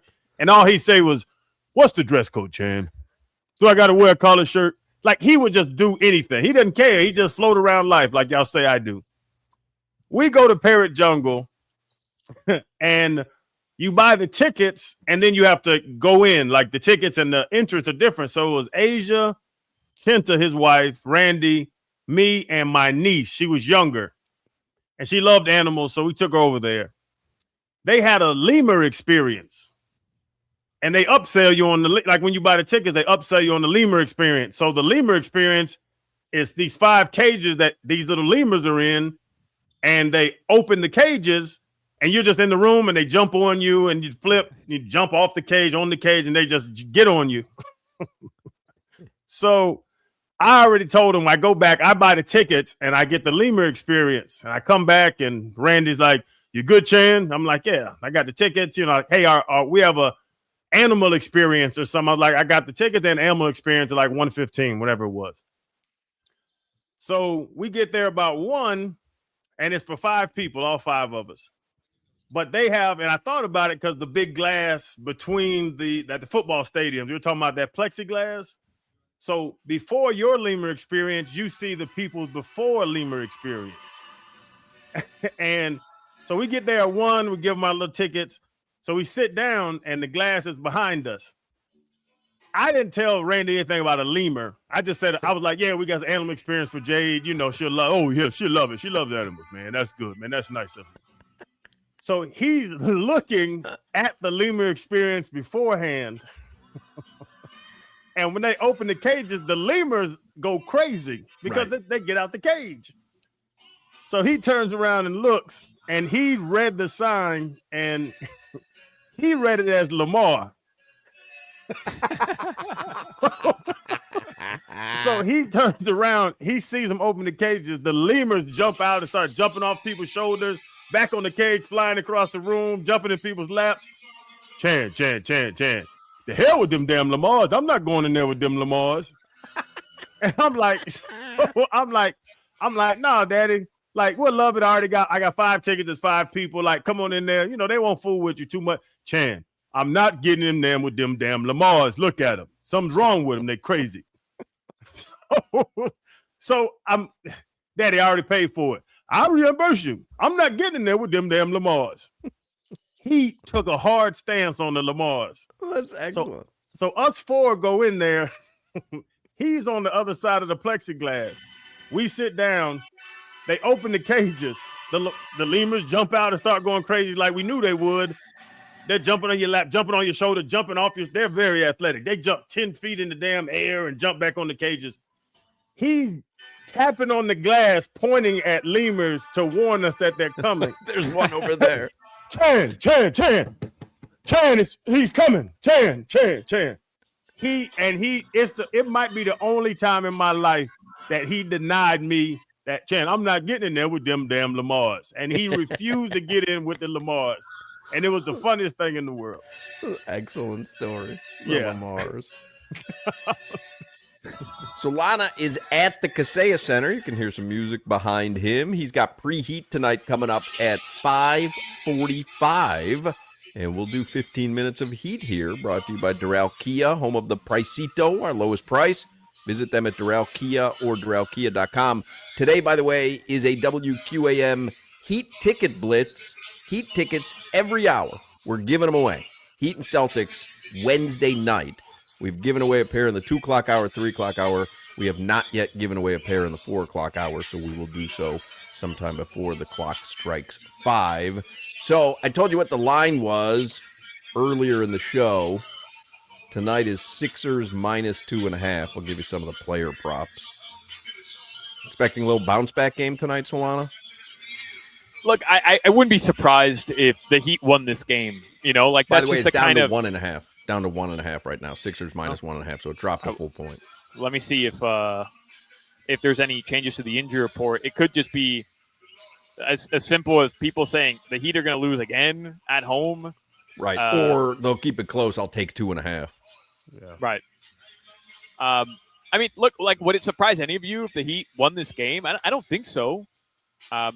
They're just erratic, you know. You just can't rely on them consistently right now to do anything. But I'll tell you what, they're going to have to play a lot better defense than they've played over the last 8 games where they're allowing almost 130 points per game. Yeah, I mean, you want to this guess is what the top team 4 total? defense You want to 2 guess weeks what the ago. team total is set for Philly? Got to be in the 120s. Let's see. Yeah, 122.5. Yeah. That's not a great defensive team. Well, I mean, Philly scores a lot too. Like the Heat, you're right though. It should be lower, but Philly does score a lot. They've got everybody back, and Paul George is balling right now. You said, would I be surprised the Heat win? No. Would I be surprised the Heat win by 10? No. Would I be surprised if the 76ers win by 20? No. It's just I don't know what team I'm getting. Yep. Yeah, man. Tyler Hero tonight? Over under? 23.5. 21.5. 22.5. How about Embiid? Knee brace. Right around there, 20.5. Embiid, 25.5. 27.5. Ooh. Is that How Bam about, or Khalil? Who got How it? about Bam? Bam, 31.5. He had a booming 15 the other night. Same thing, 21.5. He rolled his ankle. He got or he didn't roll his Jesus ankle. Christ, now he's injured. Well, like, why would you I gotta downplay tell that? That injury looked to me like I for a second I thought he was done for the season. Right? His knee almost caved in sideways. It could have been. He got his leg out of there just in time, but he it got was, rolled up. He got Yeah. rolled up underneath him, and he went down in the first quarter. Crowder, he stayed out there like dude's an effing warrior. But we shouldn't downplay if he got his ankle rolled up underneath him. Like that could literally hurt a player and their impact the entire game, especially having to play the second out of a back-to-back after playing 33 minutes yesterday.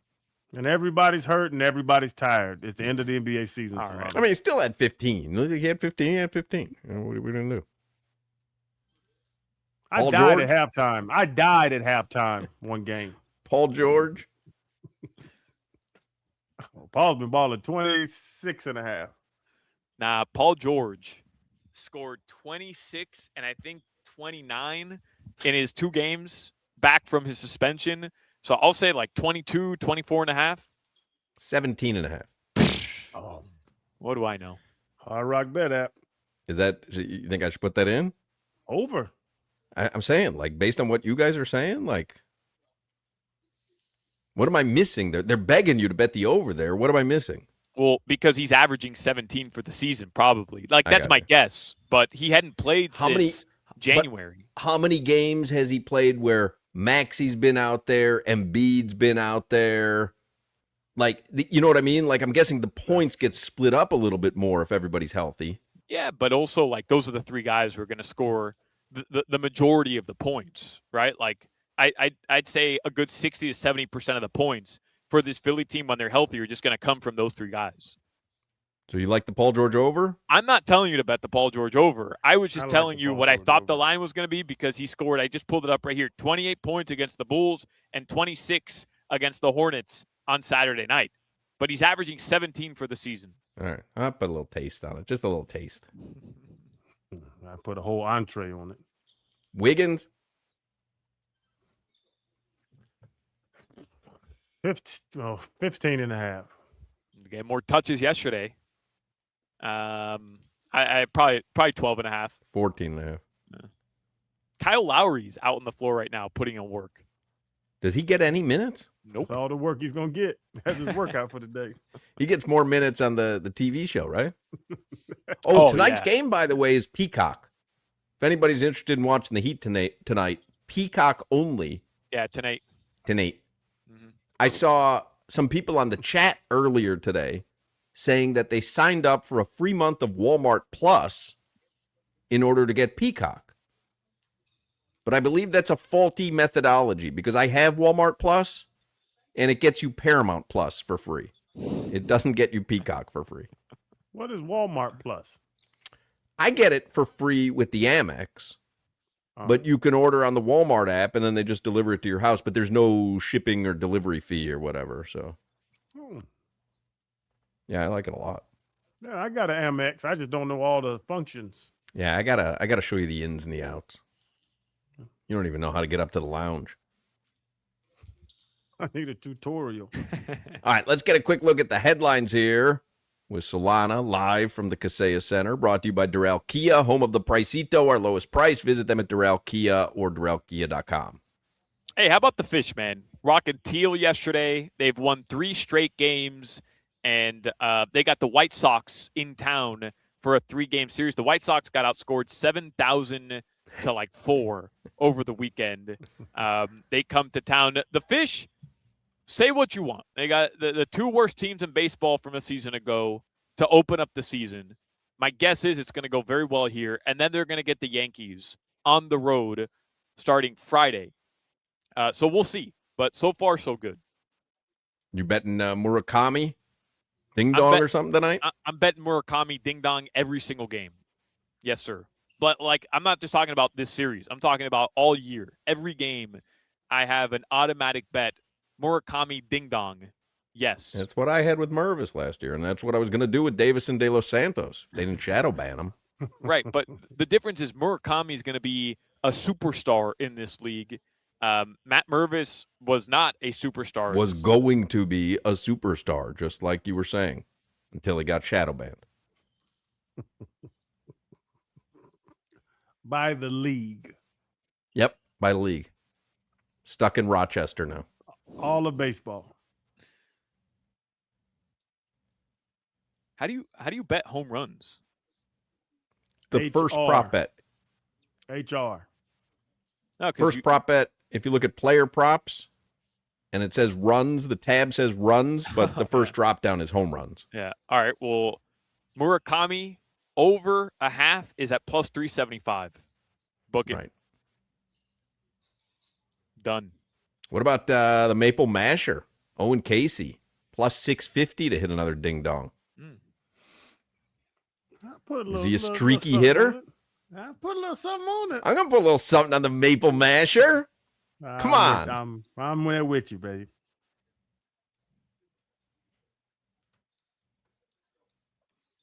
segment's costing me a lot of money all of a sudden. I see. You gonna ride with me on Murakami? No. I'm telling you, man, there's something special about this dude. That's fine. I got to have money left for PCA tonight and for Boozy and Giddy. He hit a home run in all 3 games this weekend. All 3. Didn't matter. The White Sox lost all 3 games. But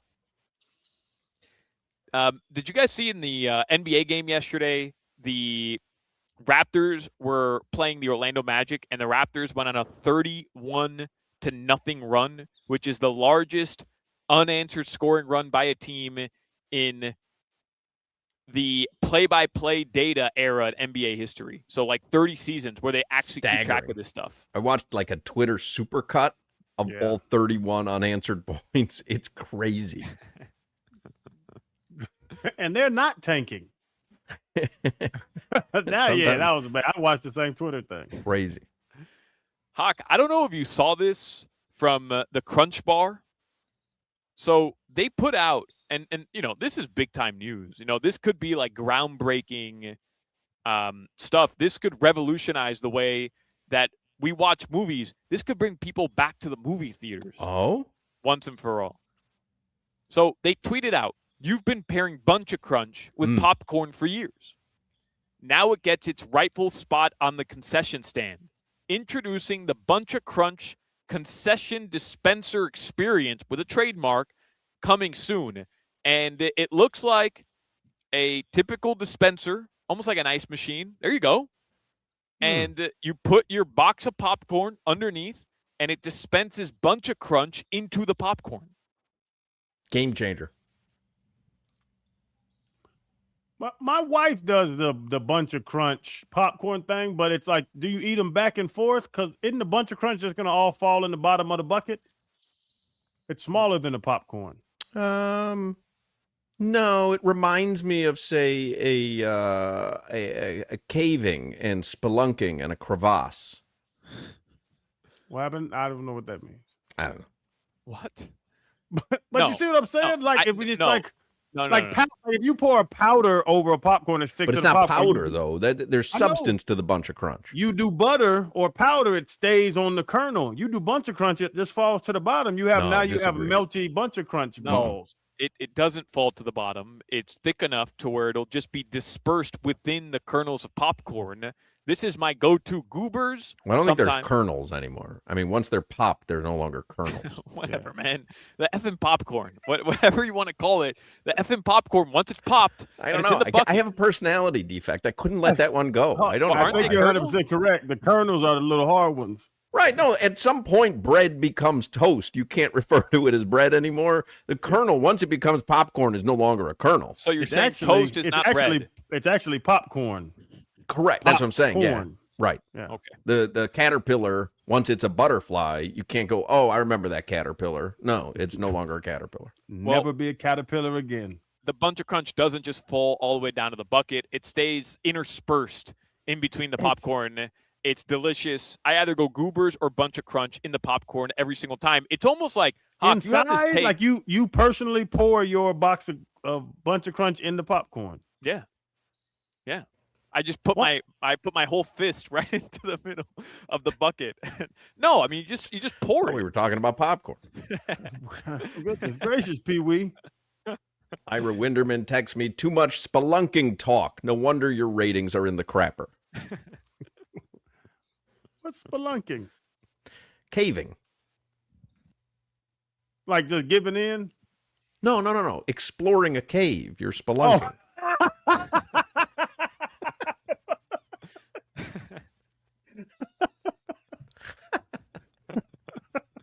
Exploring a cave.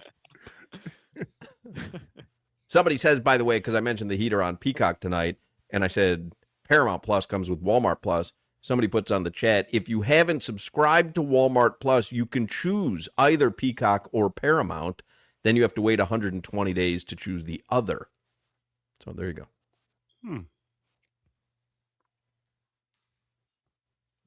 Somebody responded to Bunch of Crunch's official release, and they said, does it also work with 12 tons of Kit Kat?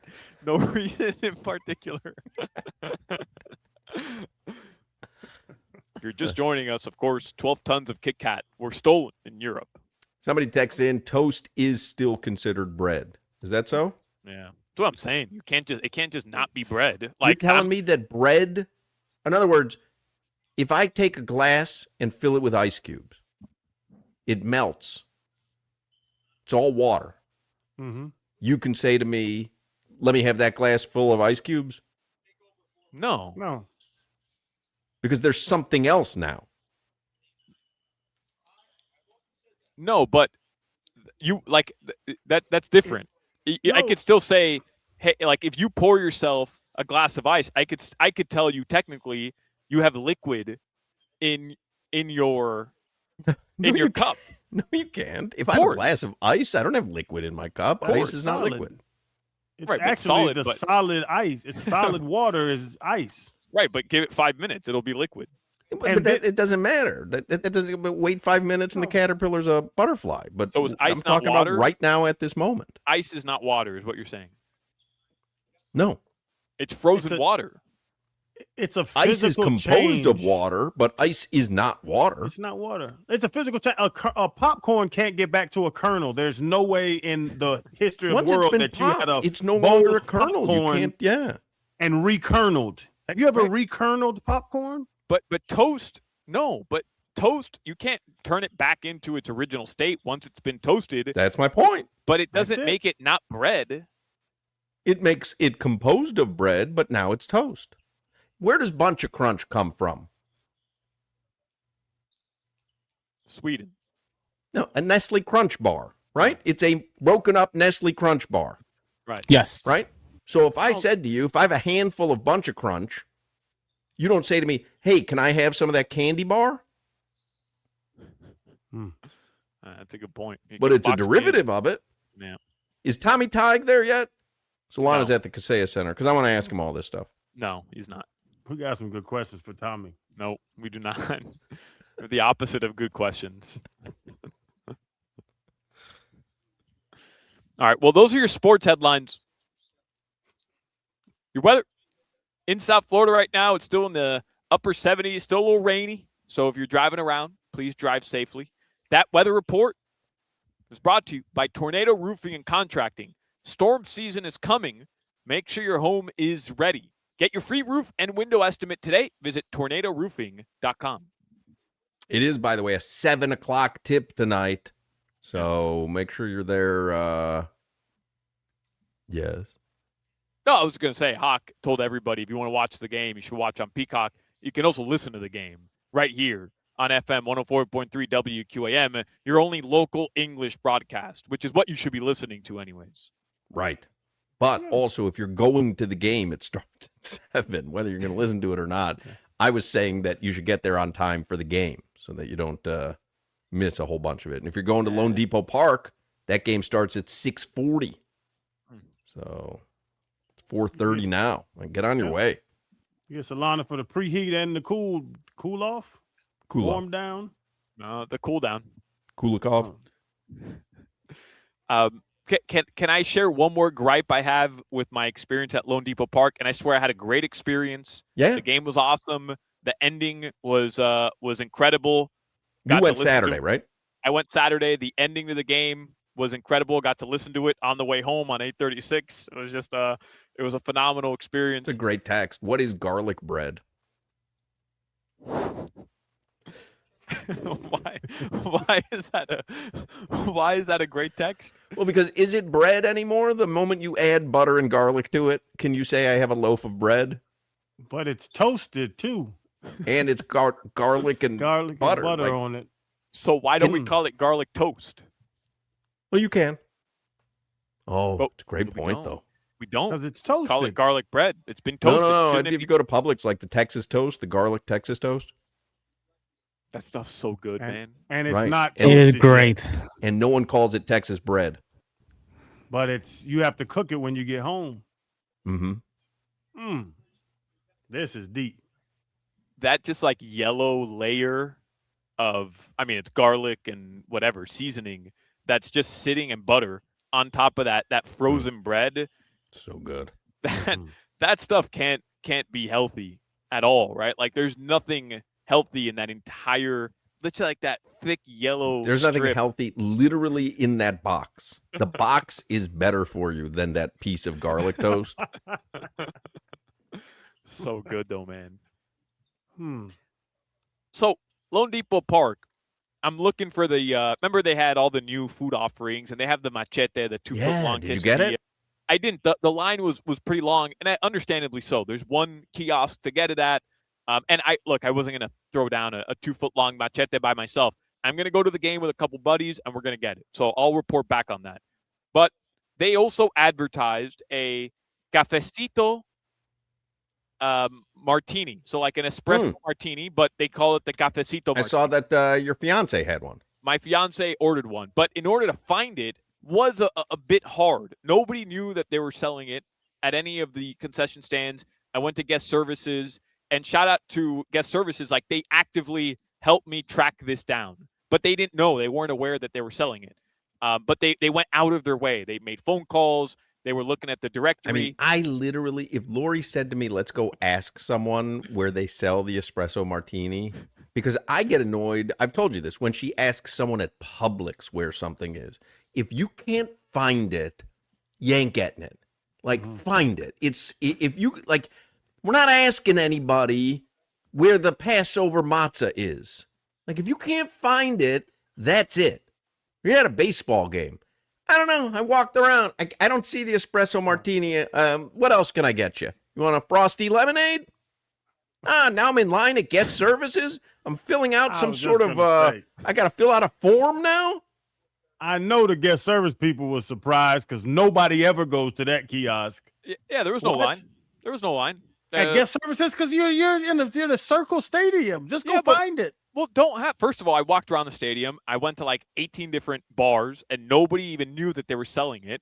And don't advertise. Don't have this massive rollout and advertise a cafecito martini, and nobody knows where it is. That's not on me. That's on you. Where did you see it at? Where was the massive rollout? Everywhere. They had media come in, and they were advertising the cafecito espresso and cafecito martini. And by the way, when you open up the MLB app and you go to the Marlins, and the first thing you saw was new food offerings. It was the machete, and it was the cafecito martini.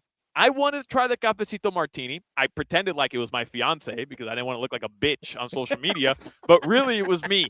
I wanted the cafecito martini. I wanted to try it. And guess what? After 30 minutes looking for it, they were finally able to figure out that they sell it in the dugout club underneath in left field, which is cool. That's where the Clevelander used to be. Great. So I walked down there. I stood in line. I ordered it. This thing was $30. And it was like 4 sips. So we got to do something about that. It kind of remember we shamed the Panthers into that loaded baked potato. Right. Remember there was an $18. Was it $18? Yeah, 18. No, it was like $26. Like $26 for a loaded baked potato. Now they didn't change the price or the ingredients, but they call it the Stanley Spud now. So at least you feel like you're getting something for your money. But here's the problem. I don't mind spending a ridiculous amount of money on a cocktail, especially if it's like one of these feature items, because we're in Miami, it is what it is. But they don't serve it to you. Here's what my real gripe was. They don't serve it to you in an espresso martini glass. They serve it to you in like a little cup, like a plastic cup. Listen, we all know how a martini comes. Exactly. You know what I mean? Like, if you can't, don't tell me this is a martini and serve it to me in a cup. In a cup. It's a martini. Then I don't feel like I'm drinking a martini. No. What do you want, a James Bond stem glass? That's right. Yep. Yes. Come on, you're at a baseball game. We all know how a martini gets served. Yep. We know how a martini is made. Cafecito vodka. Well, how would you like it if you go to the movies, going back to popcorn, and you say, hey, I'd like a large popcorn, and they serve it to you in a sock?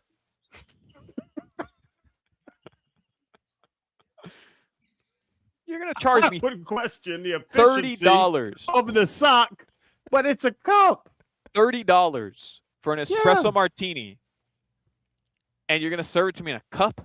Get out of here. Come on. There's people that are drinking, they're drunk. Those little stem V glasses, they're easy to break, fall over. Yeah, I don't even want a glass. Sorry, you're running a bar. It's not my fault that martinis are made with the little stem glasses. I didn't invent it, but I know how a martini comes. Oh, I'd have thrown it right in that bartender's face. I tell them when I order wine, I tell them give it to me in a grown person cup. Mm. I don't want the little stem glass. I'm a man.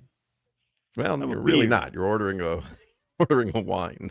It depends on how you say it. You say Chardonnay. See how it's different? All right.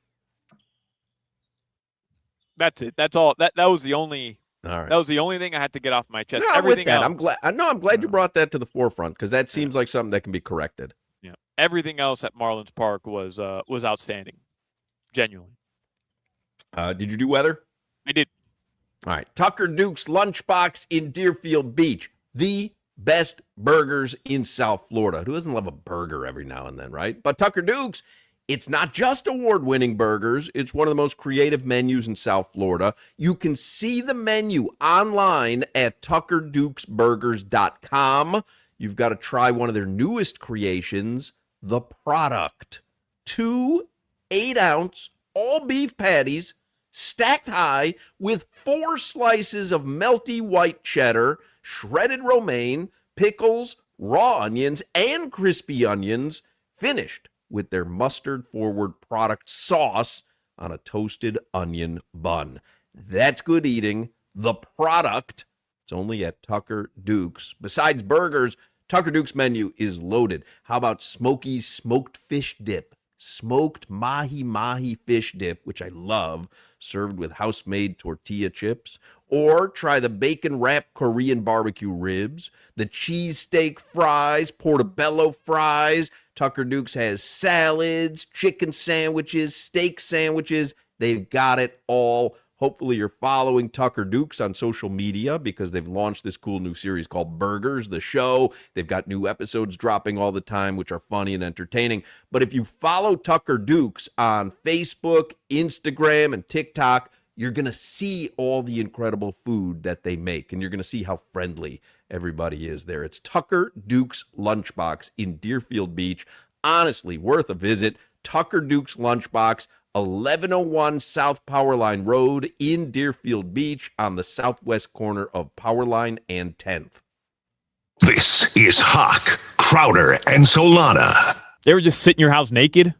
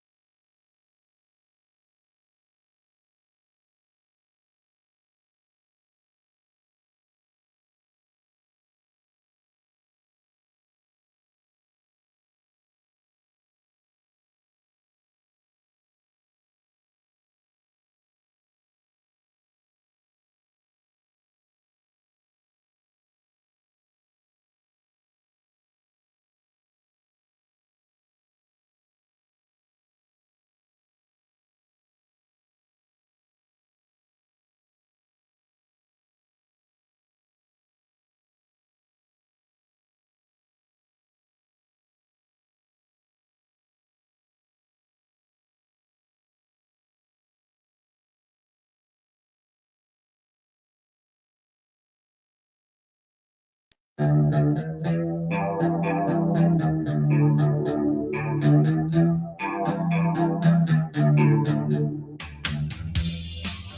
very long in the last segment, really talking about nothing. But I enjoyed it. I thought it was great. We didn't get to give away the Heat tickets, so today is a Heat ticket blitz on WQAM. We've got Heat tickets every hour, and we haven't given away the 4 o'clock hour pair yet, so we can do that here. These are tickets for Wednesday night. Who's in town? The Celtics? Yes, the Boston Celtics in Miami. That's a good ticket. That's a great ticket. That's a great prize. Yeah. We gave away last week or the week before tickets to see Wemby. Yeah, the Spurs. And now we're giving away Celtics tickets? Listen, man, this is WQAM. What do you think? We don't play around. Seriously, man. Well, what caller number do you want to take? And if you don't win them right now, you're going to have one more chance during the 5 o'clock Funky Buddha happy hour to win another pair of Heat Celtics tickets. So what caller should we take, Solana? Just because I see Kyle Lowry out here taking some threes, he wore number 7. So why don't we do caller number 7?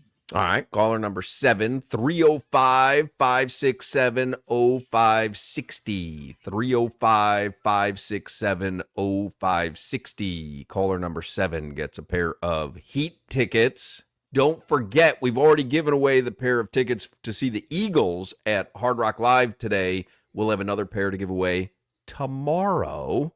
So make sure you're listening for that. Solana's at the Kaseya Center right now. Preheat starts at 5:45 tonight.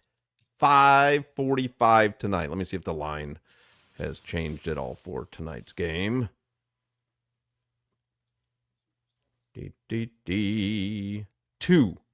Sixers -2 right now.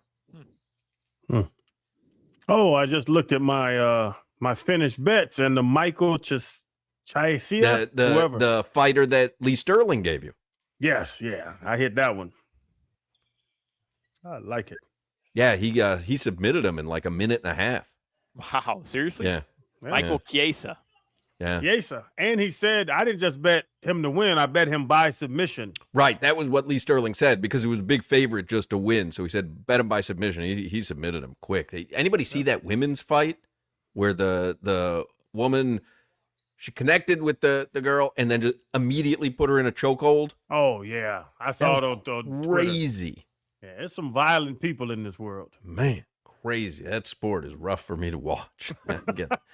I know. Get the willies. 5 o'clock Funky Buddha happy hour is coming up. We'll get headlines. We do have one more pair of Heat tickets to give away during the 5 o'clock Funky Buddha happy hour. Make a plan to spend a day enjoying great horse racing at Gulfstream Park in beautiful Hallandale Beach. We did the show there on Friday at the time of our lives.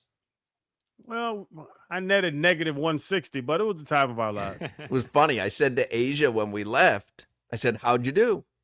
She said, I won $44. I said, hey, look at you. Crowder looked at me and he goes, yeah, but you started with 200. So I'm like, oh, okay. So you didn't win. You weren't net plus 44. Yeah. You were net minus 30 but something. she was cashing in a voucher for $44. Time of our lives. Time of your lives. Gulfstream Park, man. They've got live racing Thursdays through Sundays during the entire month of April. Cirque du Soleil, Lucia is currently playing at Gulfstream Park. That runs through April 25th. You can get your tickets online. Mark your calendars for the annual Kentucky Derby Trackside Watch Party, Saturday, May 2nd. Details and ticketing available April 1st. at gulfstreampark.com/events. That's Wednesday, April 1st. You can start getting your tickets for that. Gulfstream Park, it's a perfect day for racing and fun. Also a perfect venue for groups, events, and private parties. They host groups from 10 to over 1,000 people.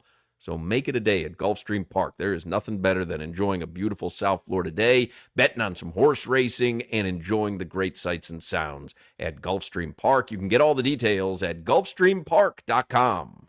We went You're down. listening to the Hoch, Crowder, and Solana Show. Another day closer to Get death. you on the next show. Or you can just tell the streamers. Oh, we went down and played roulette with our $44. It had to be Got video roulette because they don't have live roulette there. They do have live roulette there. No, they don't. Down in the little thing, the bottom side. At Gulfstream Park, no. No. They don't have they have a little table. Well, it's the bouncy one. Right, but it's not. There's no. Oh live no, dealer. It's not a dealer. Yeah. No. I don't trust the video, but I trust a little. Long as I see when the you ball see rolling. the actual ball moving. Yeah, I got to see the ball rolling. But a dude comes up to us and he's like, "Hey, I see you on the side of the road fishing with your son all the time." And he was like, "I yelled at you one time, watch the baby," because Chaz, he just runs up and down the canal and he's right on the edge of the water. And the guy saw a little kid just playing by the water. And he was like, "Hey, watch your son." He said, "You remember what you said to me?" And I was like, "No." He said, "You turned around and yelled, 'He got to learn,' and just kept fishing." As an alligator swam off with him. Man, don't let a baby play. Come on, man. I can't coddle these children all day.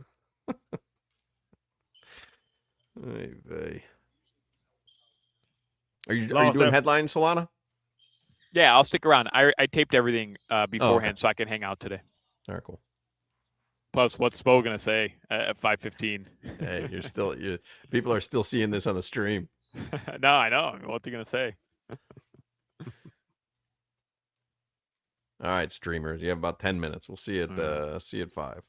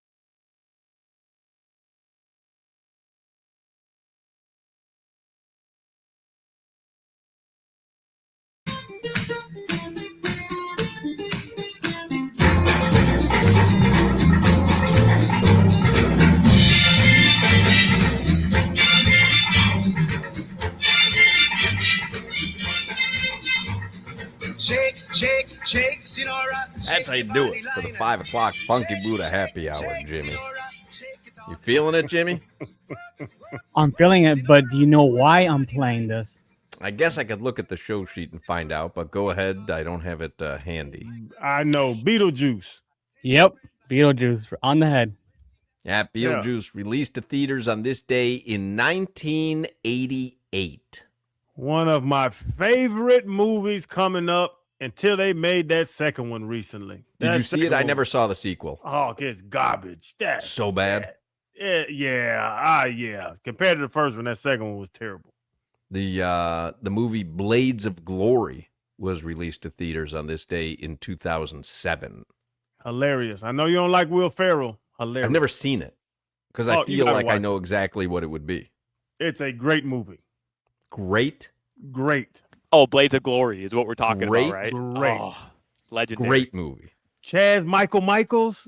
It's something, bro. Isn't John Heder in that movie? The guy you like from Napoleon Dynamite.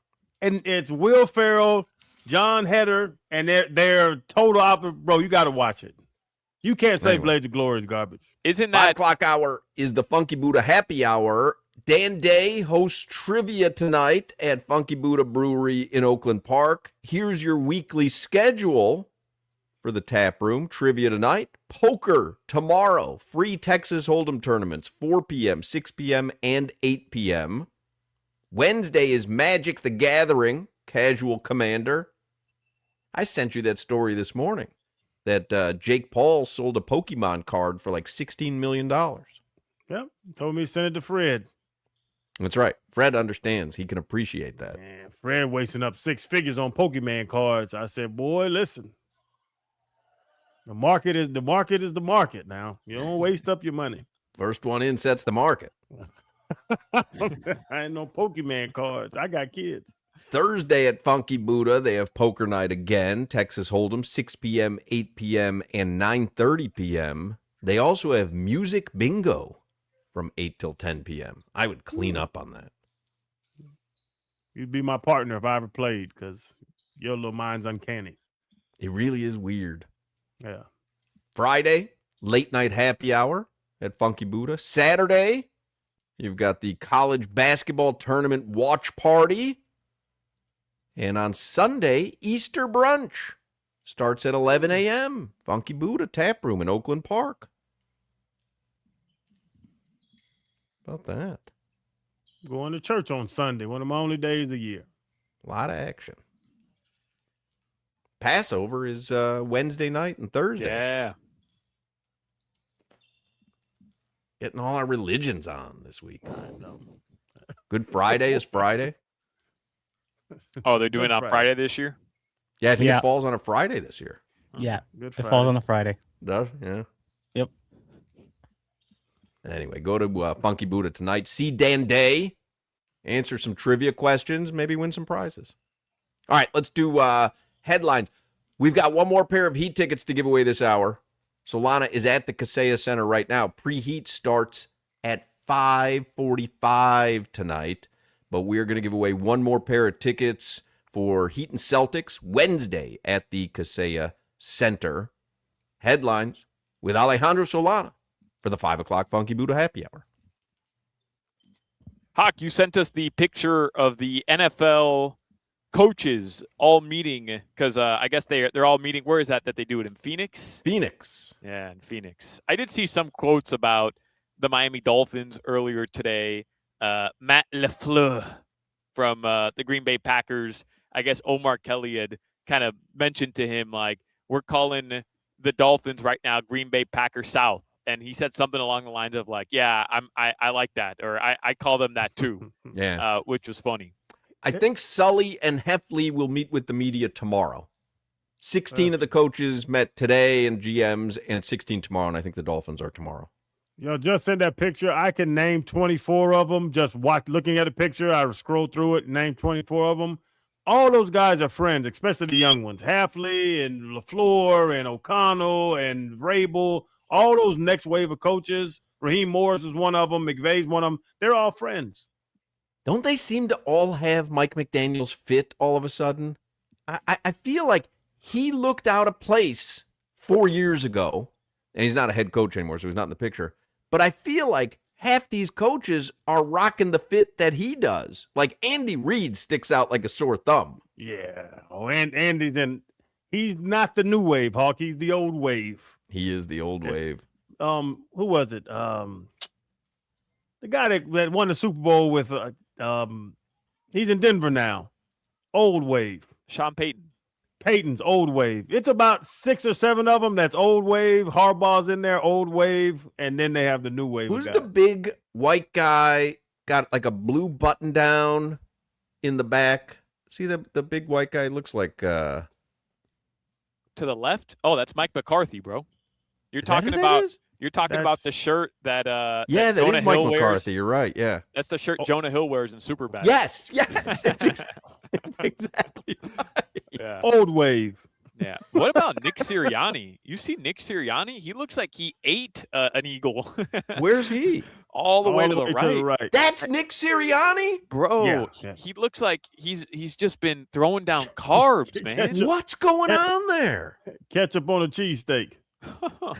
he's a ketchup on a cheesesteak. Oh guy. my God. And Todd Bowles ain't missed no meals. Is he the black guy in the middle of the last row? Yeah, big bald dude in the middle next to Dan Campbell. He put on weight too. Yeah, Todd ain't missed many meals coming up through. Sean Payton needs a couple of meals. Peyton's thin. Which one's Halfley? Halfley is right next to Vrabel. So third from the bottom left. Yes. Yeah. Sit up straight, Halfley.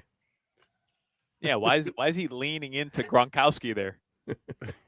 He looks like Vrabel's his father. Also, why is he sitting next to? Are they purposely all sitting like divisions? Is that what they're doing? Is that what it is?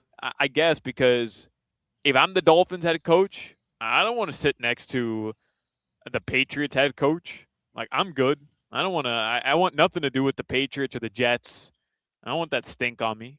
Well, I think you might be the one with the stink if you're sitting next to the Patriots. I think. Good point. Yeah. Oh, guys. Wow. I feel really silly. Cassie just DM'd me on Instagram. Oh, this is so silly on our part. She says, did you all really just say Good Friday actually falls on Friday this year? Good Friday is always on the Friday before Easter. Oh, okay. That was Owen Casey? That was Cassie. Not Owen Casey. Cassie the singer? No. Cassie. Oh. We know, Cassie. That was a joke.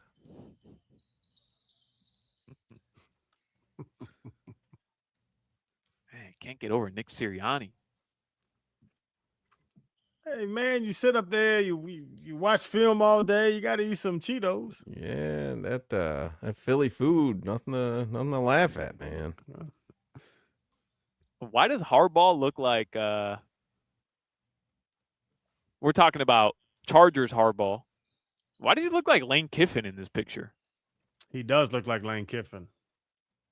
When I was looking through it during the break, I thought of Lane Kiffin when I saw him sitting there. Yeah. You can see the picture, by the way, if you're listening. You can see it at Adam Schefter's Twitter account. That's the boringest room in the world.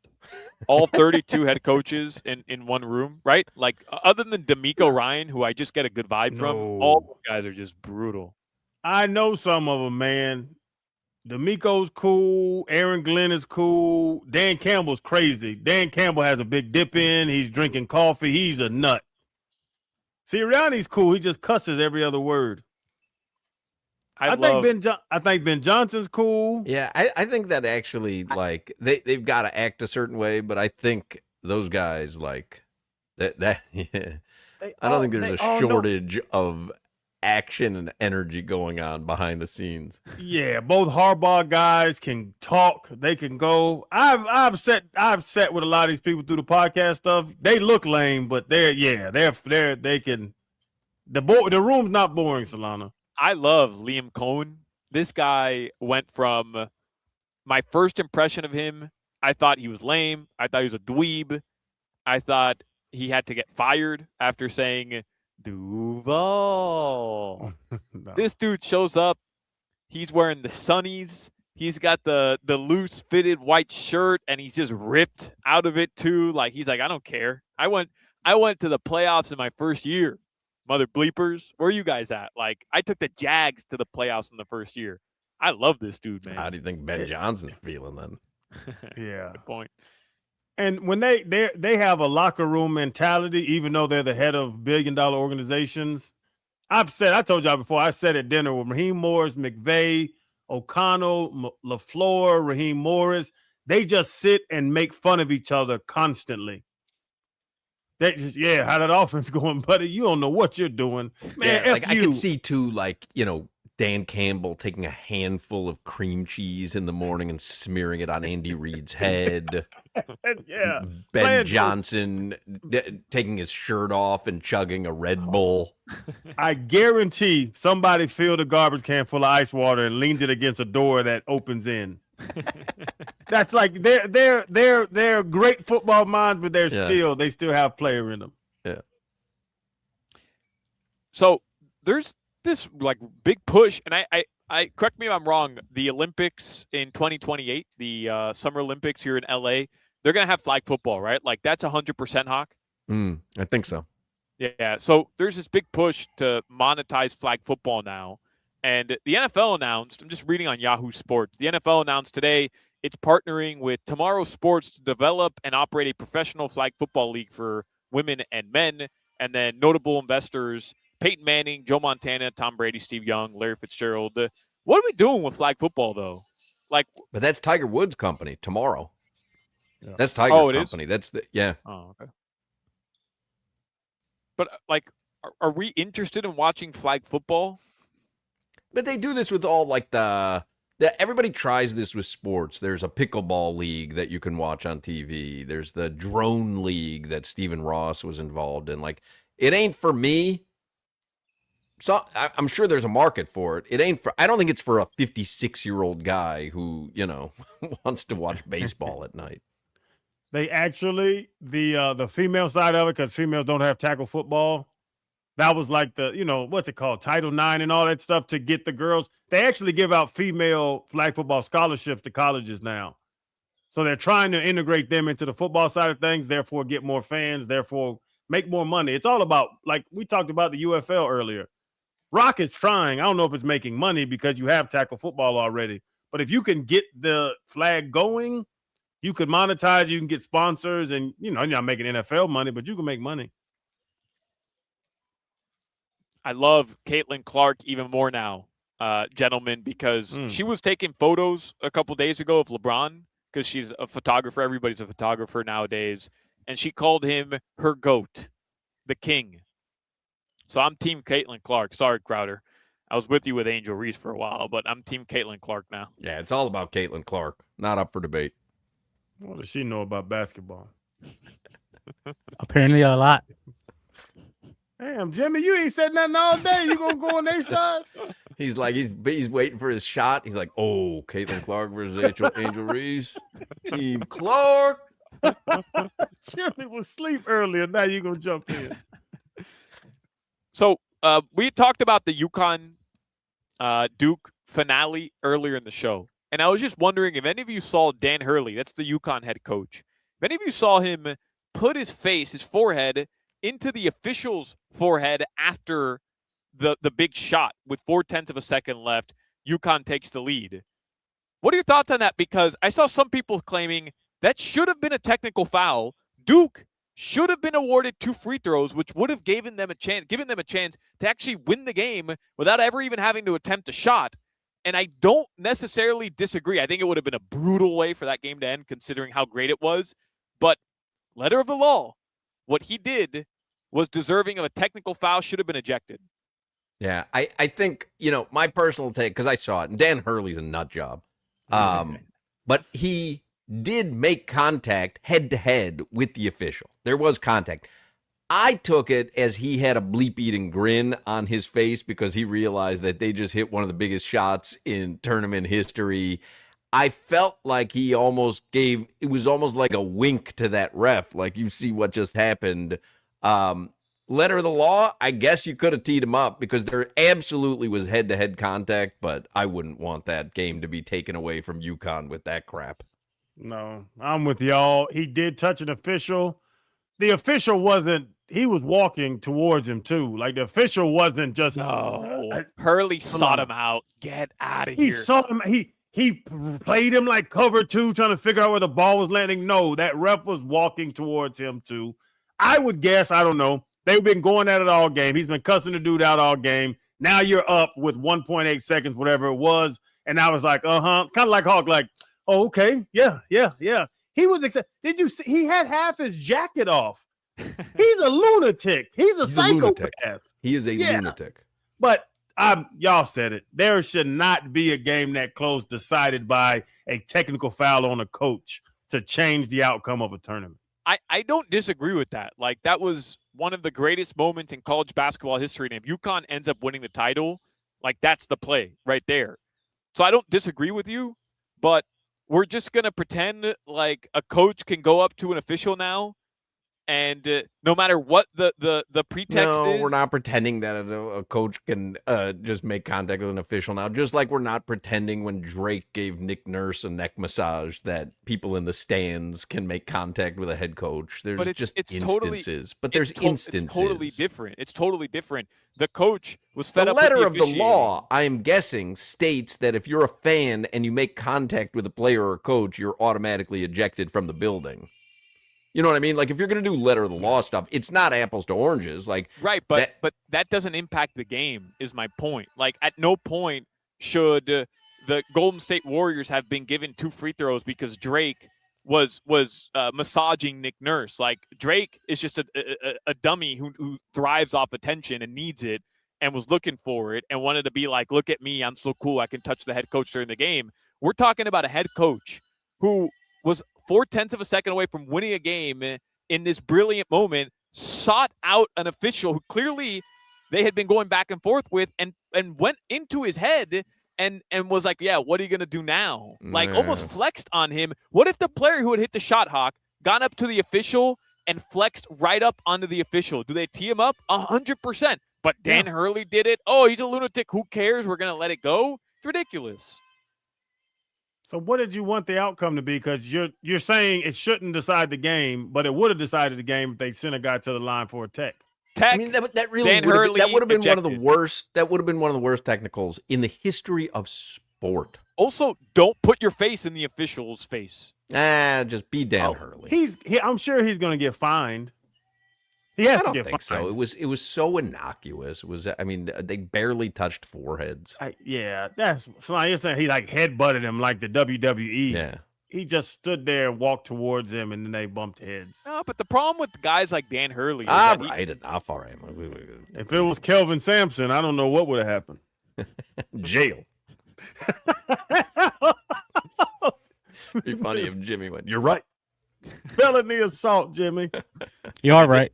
This is the same thing with the Ron Washington and Andre Agassi debate. If you really wanted to go there, nothing like that at all. Headbutted a ump. Oh goodness gracious! Nothing like that.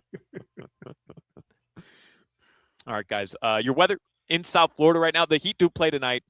The Heat have officially announced Norman Powell is out. He was ruled out earlier today on the official injury report. He'll miss his 2nd consecutive game. The Philadelphia 76ers will have Joel Embiid, and they will have Paul George and Tyrese Maxey available. That game's at 7 p.m. Listen to it here on WQAM 104.3. Breaking news, breaking NFL news.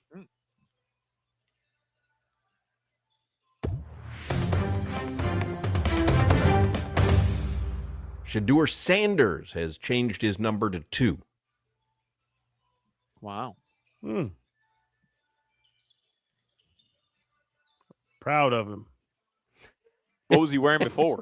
I have no idea. I think it was 12. Wasn't it 12? Oh, let me give away, speaking of numbers, let's give away a pair of Heat tickets. Final pair of Heat tickets today for the WQAM Heat Ticket Blitz. This is a pair of tickets for Wednesday, Heat and Celtics at the Kaseya Center. You want to take caller 2 for Shedeur Sanders' new number? Hey, call it 2. All right, caller 2, 305-567-0560, 305-567-0560.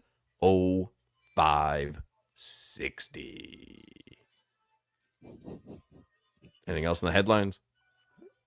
I put into Twitter, Shedeur Sanders. The first thing that pops up, it's a clip from ESPN Cleveland, and it's a video of essentially us in Cleveland. Are you happy that Shedeur Sanders is switching back to number 2? And I'm just so grateful that I work with you two and we get to talk about Bunch of Crunch, right? and espresso martinis at Lone Depot Park. Like we'd have a graphic behind us. Is toast still bread? I mean, there's 6 dudes chiming in an ESPN Cleveland radio station, whether or not they like the fact that Shedeur Sanders has gone from number 12 to number 2. Maybe our best player in South Florida changed numbers, and it doesn't matter. Malachi Tony. Well, good call. He changed numbers? Yeah. Yes. He's not number 10 anymore? Nah, where do you go to number 1? Oh, I'm out on this guy then. No. What happened? Malachi Tony changed numbers? Yeah. How did we not break this down? Because who gives a damn? Throw him a tunnel screen and let him get the hell on the game 1. No, man. You can't have that unbelievable of a season and then change your number. You think his number's going to, the extra number's going to weigh him down? Yeah, he's number 1 now. This is crazy. Cam Ward's number? Oh, so he thinks he's on Cam Ward's level? Switching to the number he wore in high school, signaling his status as a top playmaker. Mm-hmm. He's just calling out his draft position. It says significance. The number 1 jersey at Miami is reserved for elite performers.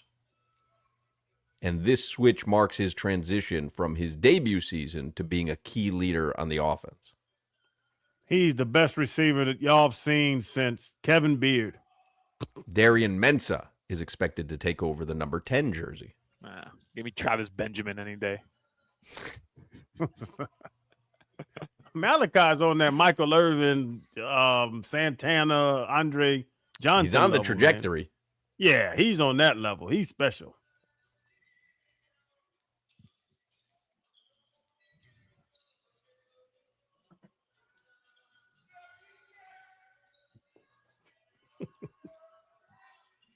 Anything else? Give me Leonard Hankerson.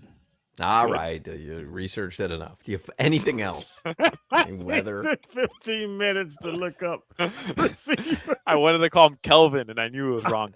Already right did now, the Kevin Beard joke. I can leave it alone. Leonard Hankerson's a good one, though. Yeah, it is. I also got mad at Malachi Tony. Like, I love Malachi Tony. I don't know what I did. This weather report is brought to you by Tornado Roofing and Contracting. Right now, it's 78 degrees in South Florida tonight. It'll be in the low 70s. Storm season is coming. Make sure your home is ready. Get your free roof and window estimate today. Visit tornadoroofing.com. All right, one more segment and then an early start for preheat tonight. Low testosterone is a real issue for many men. It can lead to poor sleep and low energy, brain fog, a reduced sex drive, and we all know a healthy body plays a major role in overall health and well-being. That's where Atlantic Men's Clinic comes in. I go there for a testosterone shot once a week. Been doing that for over a year. Wish I'd started sooner. If you are feeling sluggish, maybe you notice it on a Monday, you're feeling sluggish, you just don't feel like you used to feel, I highly recommend testosterone treatments at Atlantic Men's Clinic. And more than that, Atlantic Men's Clinic can help men lose weight, support metabolism, improve gains in the gym, and more with 4 targeted body composition plans featuring GH peptides, NAD+, GLP-1, PDA, and more. With the low T treatments combined with the body composition programs, most men notice real improvements, more energy, better focus, improved sleep, stronger workouts, a renewed sex drive. In your early to mid 30s, guys, you start losing about 2 to 3% of your testosterone production every year. So it happens gradually, and then before you know it, you just don't feel like the same man you were in your 20s or 30s. You'll notice it. The decreased sex drive and the putting on weight, less productivity at the gym. You wake up feeling tired. You fall asleep early. If you have those symptoms, schedule a consult with Atlantic Men's Clinic. Everyone there is so friendly. They have 7 locations in South Florida. So call them at 877-455-7300. 877-455-7300, or you can visit atlanticmensclinic.com. Featured therapies are compounded and have not been evaluated nor approved by the FDA. Provider prescription required. See website for details. You're listening to the Hoch, Crowder, and Solana Show. Tighten your ass up, whale. WQAM, broadcasting live from the Ed Moore Sawgrass Auto Mall Studios.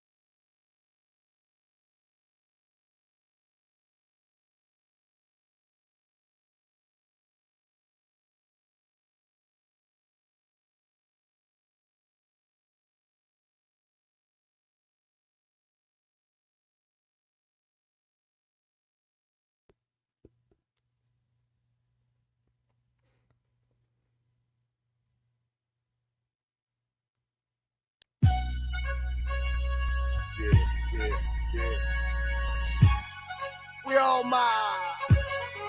Oh, yeah. Come on. So living it up. To everybody that be living it up. 5 o'clock hour is the Funky Buddha Happy Hour. And tonight at Funky Buddha Tap Room in Oakland Park, Dan Day will be hosting trivia just about 2 hours from now, 7:30 tonight. Funky Buddha, Dan Day, and trivia. And I imagine you can watch the Heat game tonight at Funky Buddha. And what else? Marlins. Is Marlins tonight, right? Oh, Heat are on Peacock, so I don't know if you can watch it there or not. Yeah, it's on Peacock tonight. Yeah. Heat on Peacock tonight. In fact, we're going to get out of here a little bit early because Preheat with Solana starts at 5:45. He's already at the Kaseya Center. We did our show Friday at Gulfstream Park. We had a great time, as we always do. Yes. They fed us well at 10 Palms, which they always do. Goodness. They really Hawk do just- have good food, man. Hawk just found out lemon pepper wings were a thing. My son couldn't believe it because I texted him because he loves lemon pepper wings at Wingstop. He gets that all the time. And I text him, I'm like, hey, I just tried lemon pepper wings at Gulfstream Park. I go, these are really good. Well, because I don't like lemon or pepper. It doesn't matter. How would you be 50-something years old and never tried a lemon pepper wing? Well, I think they're new, kind of like Aperol Spritz. They're not new. Anyway, we had a great time Friday at Gulfstream Park. So, you know, I'm a very small investor in a horse with my friends at Little Red Feather called Inbox. I have a new horse called Inbox. And remember, it won. Yes. So, Inbox, they say on the email to us partners, Little Red Feather lets us know that Inbox turned in her final drill prior to her stakes debut. And 4 furlongs in 48 seconds flat. And they say it was yet another superb showing from this talented filly. She's ready to go for next weekend. Inbox, and I'll keep everybody on the show updated, Inbox is going to run Sunday, April 5th at Santa Anita in the $100,000 Providencia Stakes. Oh, man. You get nervous a little bit? You're an owner now. I mean, listen, you never let Little Red Feather see you sweat. I don't get nervous. This Inbox is like having a piece of one of the greatest fillies of all time. Easy money, baby. Easy money. Way to jinx it. Wait. They're gonna kick me right out of the ownership group. You can't lose. I'm sorry, Little Red Feather partners. I got carried away. Anyway, that's going to do it for us on this Monday. You got Preheat coming up with Solana after us. Heat and Sixers tonight. You'll hear the game here. If you want to hear the Marlins game, it's on 5:60 a.m. Marlins on 5:60 a.m. Heat on 104.3 FM. Everybody have a great and safe Monday night. Go Heat, go Marlins. We will speak with you mañana. The hell with them damn Lamars.